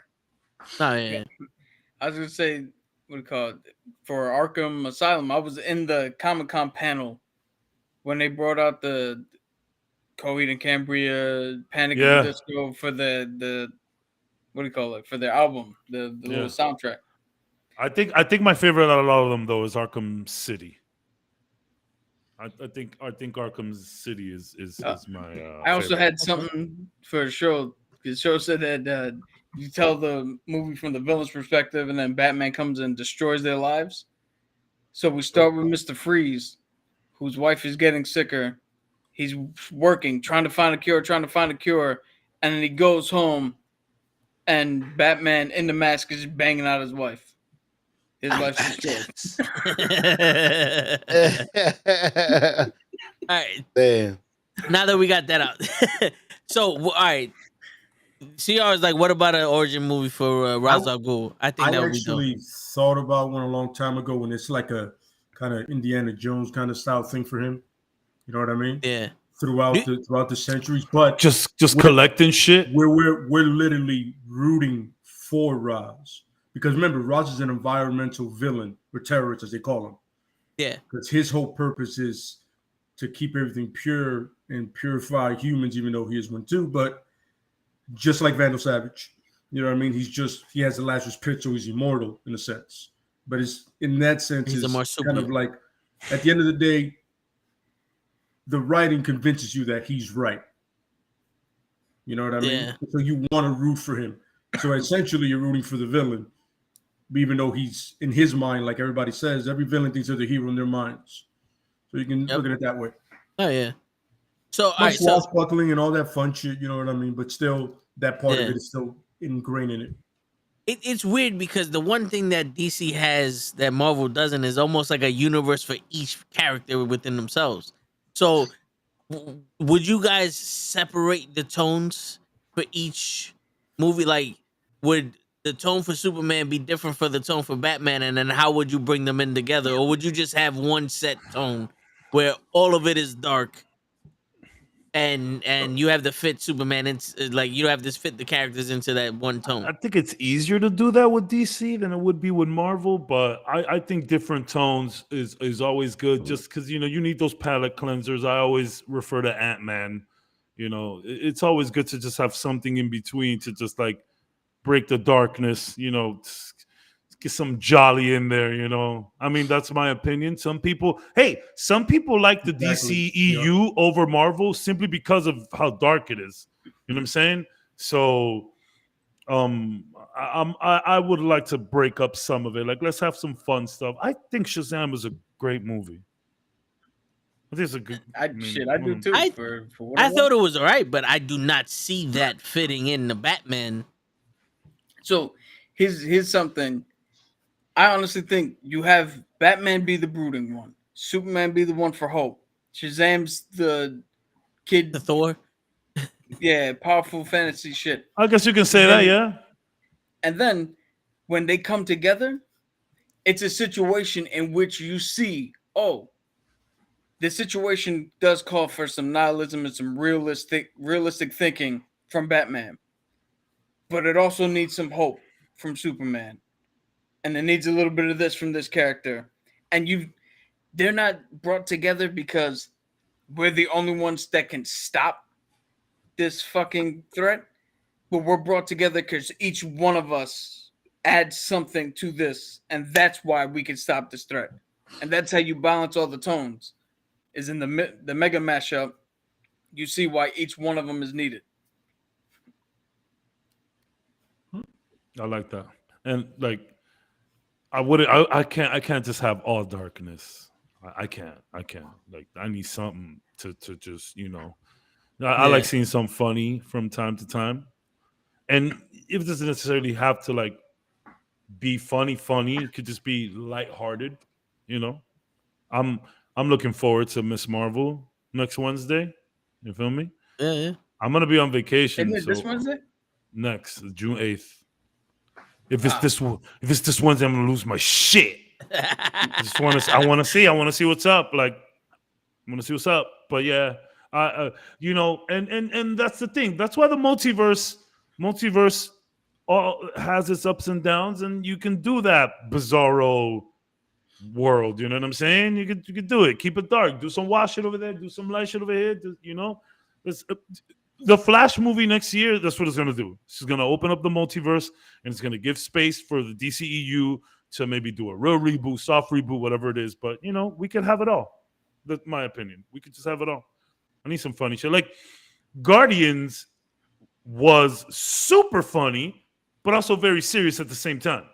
Yeah. It's hard to hit that balance. It's hard. I'm telling you that right now. But I thought it was, obviously you saw what Guardians 1 did, Yeah. Let's not, we don't have to talk about Guardians 2, but Guardians 1 was shit. When I rewatched the MCU, Guardians 1 was one of the movies I enjoyed. No, Guardians 1. Bro, 2014, we get Winter Soldier and Guardians 1. That's peak Marvel. I'm not saying it was all downhill from that point, but that shit hit a slant. You know what I'm saying? It hit a slant for real. Because man, Guardians 1 is just the soundtrack. The soundtrack is a little cheesy. It's a little not cheesy because I love the 80s rock. I'm talking about cheesy in terms of like it's a cheese move because it's an OP. Like you give me 80s pop rock, my man. That's what I listen to in the car. You know what I mean? When I first got my vehicle back in 2014, it came with XM radio, and I'm always 80s on 8s. Always. You feel me? So that automatically hit me. It's a new group of people that a lot of people weren't familiar with. So there was just fun stories going on, and it was just a crazy world. Man, Guardians 1 is really fun. Very fun movie. Agreed. Yeah, it was a pleasant surprise. Yeah, man. You know what I mean? When you sit back and watch it, because like I said, I was very fortunate to know something about the Guardians, and I was like, these are not the originals, but fuck it. And it was so much fun, man. And I'm not gonna lie to you, MVP of that movie was Batista. Hilarious. Yeah. Fruit, hilarious. That dude was so dry, deadpan, but hilarious. Big Food in the building. What's up, brother? Yeah. It's good to see you. Yeah. No, it was hilarious. I mean, yes, it did have that Marvel issue early on with villains. It did. Oh yeah, absolutely. Rolling sucked. Yeah, but Rolling was ass. But it was Yondu was a better villain. Yondu was a better villain. Yondu is top tier. I'm sorry, but I think Yondu is the best character in the fucking MCU. Up to this point, I think Yondu is the best. Yo, dude, when he died, to me, it hit harder than Spider-Man. That shit was rough. Every time he dies, I'm emotional. And not only that, it meant something. The tribute at the end to commemorate him. Yeah. Everybody came out and gave him that Ravager's departure. Like, what? Yep. What? Like Sylvester Stallone showing up? His character? What? The respect. Yeah. I'm all about that. When we spoke about Predator and the respect that the Predator had for Arnold, you put like the respect that Thanos gives Stark. You're not the only one cursed with knowledge. That's what I'm all about. Yeah, but that's kind of slanted. I mean, he's Mary Poppins, y'all. This is true. This is true. Poppins, y'all. What's funny? When Yondu's so good. When Spider-Man got dusted, I didn't really care. No, I was like, go away. You know what it is? I'm like, dude, just dust. No. My man Bucky was walking towards Cap. He just dusted. He's like, that's it. So, well, he did say Steve. He said Steve. Well, he did say Steve, but it wasn't. I'm scared. No, I'm going. I mean, this is Spider-Man. I get it. Little boy, and he got the Spidey sense. Much. I just felt like it was a bit much. You know what I'm saying? Yeah. Just me. It was the pull. And I love Tom Holland as Spider-Man. You know what I'm saying? Because he looked closer in age appropriate than somebody that's 37. Yep. I get it. It was no Chris O'Donnell, but it was still, It was alarming. Yes, it was. It was alarming. It was because Andrew was really stubbled. No stubble, Andrew. We seen it. We're like, think nobody noticed it? Like Tony Stark said, I noticed it. I noticed stubble. Thought we wouldn't notice it, but we did. Man, but Andrew in Amazing Spider-Man man, does he nail that Spider-Man? Even the way he crawls around Lizard and like webs him up. Oh, beautiful! That whole school fight, incredible. Ken, it was good. I don't know what happened with 2. It just got weird. No, you know what happened? They did the classic thing where the first one was at this level. We now have to raise it up to this level, and then for some reason show people the literal ending of the movie in the trailer. Absolutely correct. Yeah. I agree with that one. Sometimes you don't gotta be bigger, badder, better. Sometimes you could just keep going with what you got. And they Just fucked up Rhino. Just be consistent. Tell a story. Yeah. They fucked up Rhino. Rhinebot. The mech suit was a little hard. Yo, I love how he acknowledges that in No Way Home. Yeah. I fought a Rhino. I fought a Russian guy in a mech suit. Shit, he goes, "What's the Avengers? You guys don't know? Fuck, man. Andrew's like, I fought a electricity guy in the Avengers. What's an Avenger? Yeah. You got the good stuff. Well, I got dusted. That's different. I want to fight an alien. Yo, I'm at this point, I don't put it past Marvel to do anything good. But how do you do the Rhino in a more classic version? Yeah, I mean, like, why would he wear that? Why would he wear essentially just fucking a horn? Yeah. Yeah. But didn't they like? Isn't that suit on him permanently? In the comics, you can make anything make sense. But what I'm saying in live action, how would you make that make sense? Fucking they're trying to do the super soldier serum and they get strength from a rhino and then boom, he fucking turns into a rhino. Did we ever see a mech rhino in the books? Because nope. I think maybe in the, I'm not too sure, but maybe in the Ultimates it wasn't so much as a mech suit as it was he just had like pieces on padding, or he almost had like mechanical shit on him to make him stronger, like some juggernaut shit. But listen, man, they're so obsessed with webs coming out of Spider-Man's ass. We could believe a guy just walked up with a fucking rhino with a horn on his fucking head and now he's a rhino. It's funny because in the MCU, like, this shit is just normal. People could just know that one day it could just be over. You just on some The Boys shit. You could be crossing the street, you could be holding the love of your life, and then you have a hero who just blazes right by you. When you're done. When I saw that, I said, you know what? I've never thought of that shit. Yeah. I never thought of that. And I've said it here before. Like, I don't like to see heroes like that. Like, I like a dark hero. I like a vigilante. I like a morally gray one. But these guys are like having drug issues and they're depressed. You know what I'm saying? So, and I don't mean to be messed up, but someone told me about The Boys. And I think we spoke about this before. Yo, John, you got to watch this stuff. I'm like, yeah, whatever. He was like, look, man, the beginning of the show, right at dab smack at the beginning, the first thing you see is some guy shrink into a little Ant-Man and jump into some girl's vagina. I said, I'm going to give it an episode. Yeah. And then the way that show really starts is with that. And when I saw that, and when I saw dude holding his now splattered girlfriend's hands, and this superhero, my bad, gotta make it a practice. I was like, okay, you got me, guys. You got me. And yeah, The Boys is incredible. I don't like to see heroes like that, but The Boys is fucking nuts. This is the Rhino from the Ultimate Universe. Okay. It is a little bit more of a mech suit. It's more mech, yeah. But it's more like Iron Man fitted mech. And not, it looks like almost tissue. Yeah, I think this is a little bit better picture. But. Oh, okay. Is he black? I don't think so. Oh, it looked like his mouth. I think they just made his face gray. It could be like a different version of the Hulkbuster armor or something like that. Mm-hmm. Somebody copied.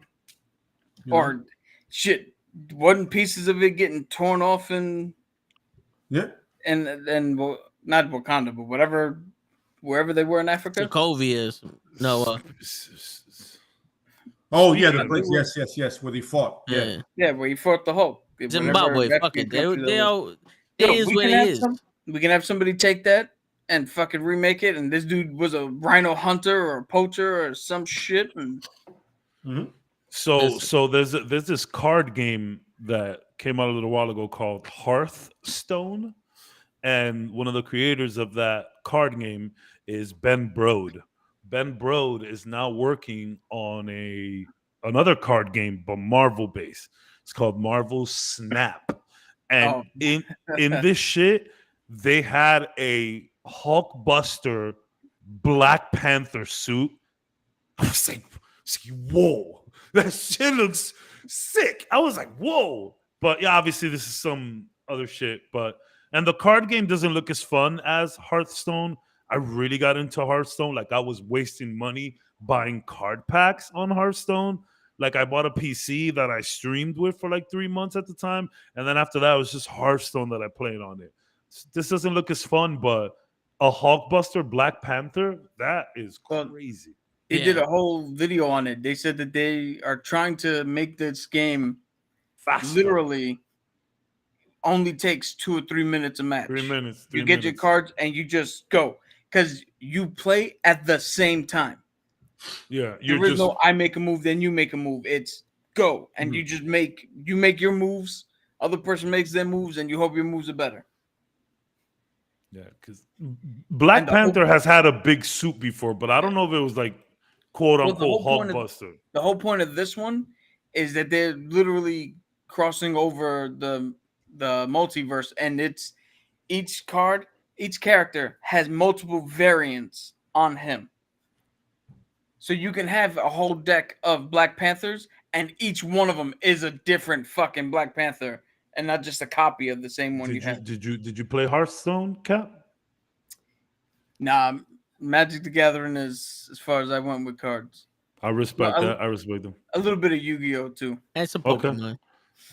Now we had Pokemon cards. We never played Pokemon. That's the thing. Like I never was into card games, video games, Magic, none of that. But man, Hearthstone like took me. The mechanics are really fun in that game. I have it on my phone still. I just don't touch it. I think it's time.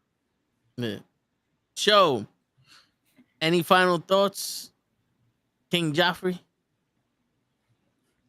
Why was that not shown in any of the Batman movies? Thank you. Thank you. Yeah. Hold on. Before we go, hit that hit the quiz sound if you have it still. Oh, I don't think I have that anymore. I think I deleted that by accident. I'll check. Well, it was the NFL shit, right? Yeah. Doom, doom, doom, doom, doom, doom. That shit. Yes. All right, Show. Here's a question for you. Mark Spector, DC or Marvel?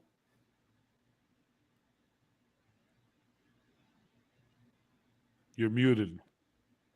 DC. Bruh.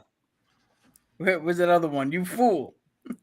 What was the last Disney Plus show? What was the last Disney Plus show that you watched? Batman. Disney Plus show. Bruh. You fool. I think he's doing it on purpose now. You know who Mark Spector is. I believe it was Loki. Okay. You haven't watched Moon Knight? Nah. Okay, so Enchantress, Marvel or DC? That's easy. Marvel. Trick question. It's technically both. That's not the Asian girl that was on Thor's back. What? What? The Asian girl that was on Thor's back. I didn't know that somebody was on Thor's back. Not Thor. Thanos. Oh, that's not the Asian chick that was on Thanos' neck? Mantis? There's Mantis. Okay, my bad. Wrong one. Bruh. Why do you think Mantis is Asian? She's not Asian? Oh, the actress plays her. Oh, okay. I was going to say, damn. I thought you meant like herself. Nah, I don't have the sound. So, one last easy one for you. Okay. Name anyone that is in DC. Any fucking person. And I swear to God, even if you jokingly say a Marvel character, I will drive to your house right now. Get it together, Show. What the... Any DC character. Anyone we've mentioned today. Damn, what's his name? Bruce Wayne? There you go. All right. Okay.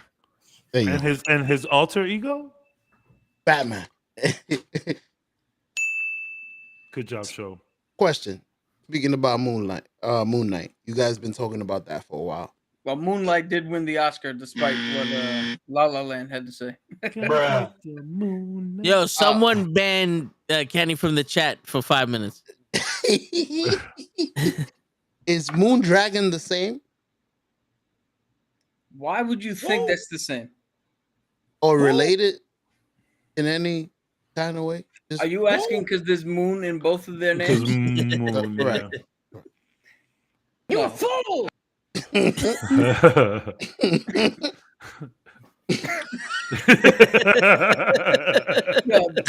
My bad. This reminds me of the clip with that show. I think I was doing the Tone the Show, and Pro was on, and he's like, and Toad's like, you don't really lost, something like that. Yeah, yeah, and then he does the what, and Dave just loses it. Dave couldn't hold it together. He just loses it with the what. Oh shit! Funny, man. Love that kid. All right, Cap's gonna have to get banned for 5 minutes. Also, We said fucking John Cena? around, just fucking around. You even You spelled think the name out. This is a fucking. Yo, Cap, go to his room, B. Yeah, Don't go let to him the cut camera, you go to the off. camera, go to the camera, go to the camera, go to the camera, go to the camera. You motherfucker. Yeah. You can't get rid of me. Bruh. Fuck out of here. Cut himself. I'll eliminate myself. We don't before fuck you even around. dare. Sacrificed himself. Make it awkward. He said, fuck this. John We Cena? both off camera. Fuck that. Who's John Cena? I don't know. I don't know who John Cena is. That's the way Santino name- Morella says it. The name is John John Cena. John Che. John John Cena. John Cena. Listen here, John Cena. John John Shia. Shea. John Shea. John Shia. John Shea Van Damme. This is we're getting loopy. Yeah, yeah. I love this. I'll be like this at work. Like after 5, I just start getting real loopy and laugh at everything. It's not good. Say, yo, can y'all send me home early? No. No. Yo, this is the part we fall down. But Yeah. on that note, everybody, hopefully show will know the real topic next week. If we do go next week, we might be off next week. We'll discuss that. It's your friendly neighborhood knucklehead signing out. Whatever happens next week, I will be on vacation. I'll be in New York. So if we do something, I might pull up in a different window. Maybe. We'll see. I'm not trying to intrude in nobody's house. Y'all got dogs. I'm allergic. Yeah. I got dogs as well, by the way, for the people coming over. And you also I have do a cat. dogs. Yeah, and no, I'm just talking shit. But I will be on vacation. I'll be in New York. So if we do go, I won't be able to make it unless I just get on my phone from my mom's house, which should be fun. Yeah, yeah. Matt Sancocho. Yeah. Matt Sancocho. Talking to you live from Washington Heights, baby. What cabs? CR, don't do that. You are 100% correct. And Yes. on that note, peace, everybody. That's what I'm gonna say. Get the fuck out of here. Get the fuck out of here. Since you interrupted him. It's your friendly neighborhood knucklehead signing out.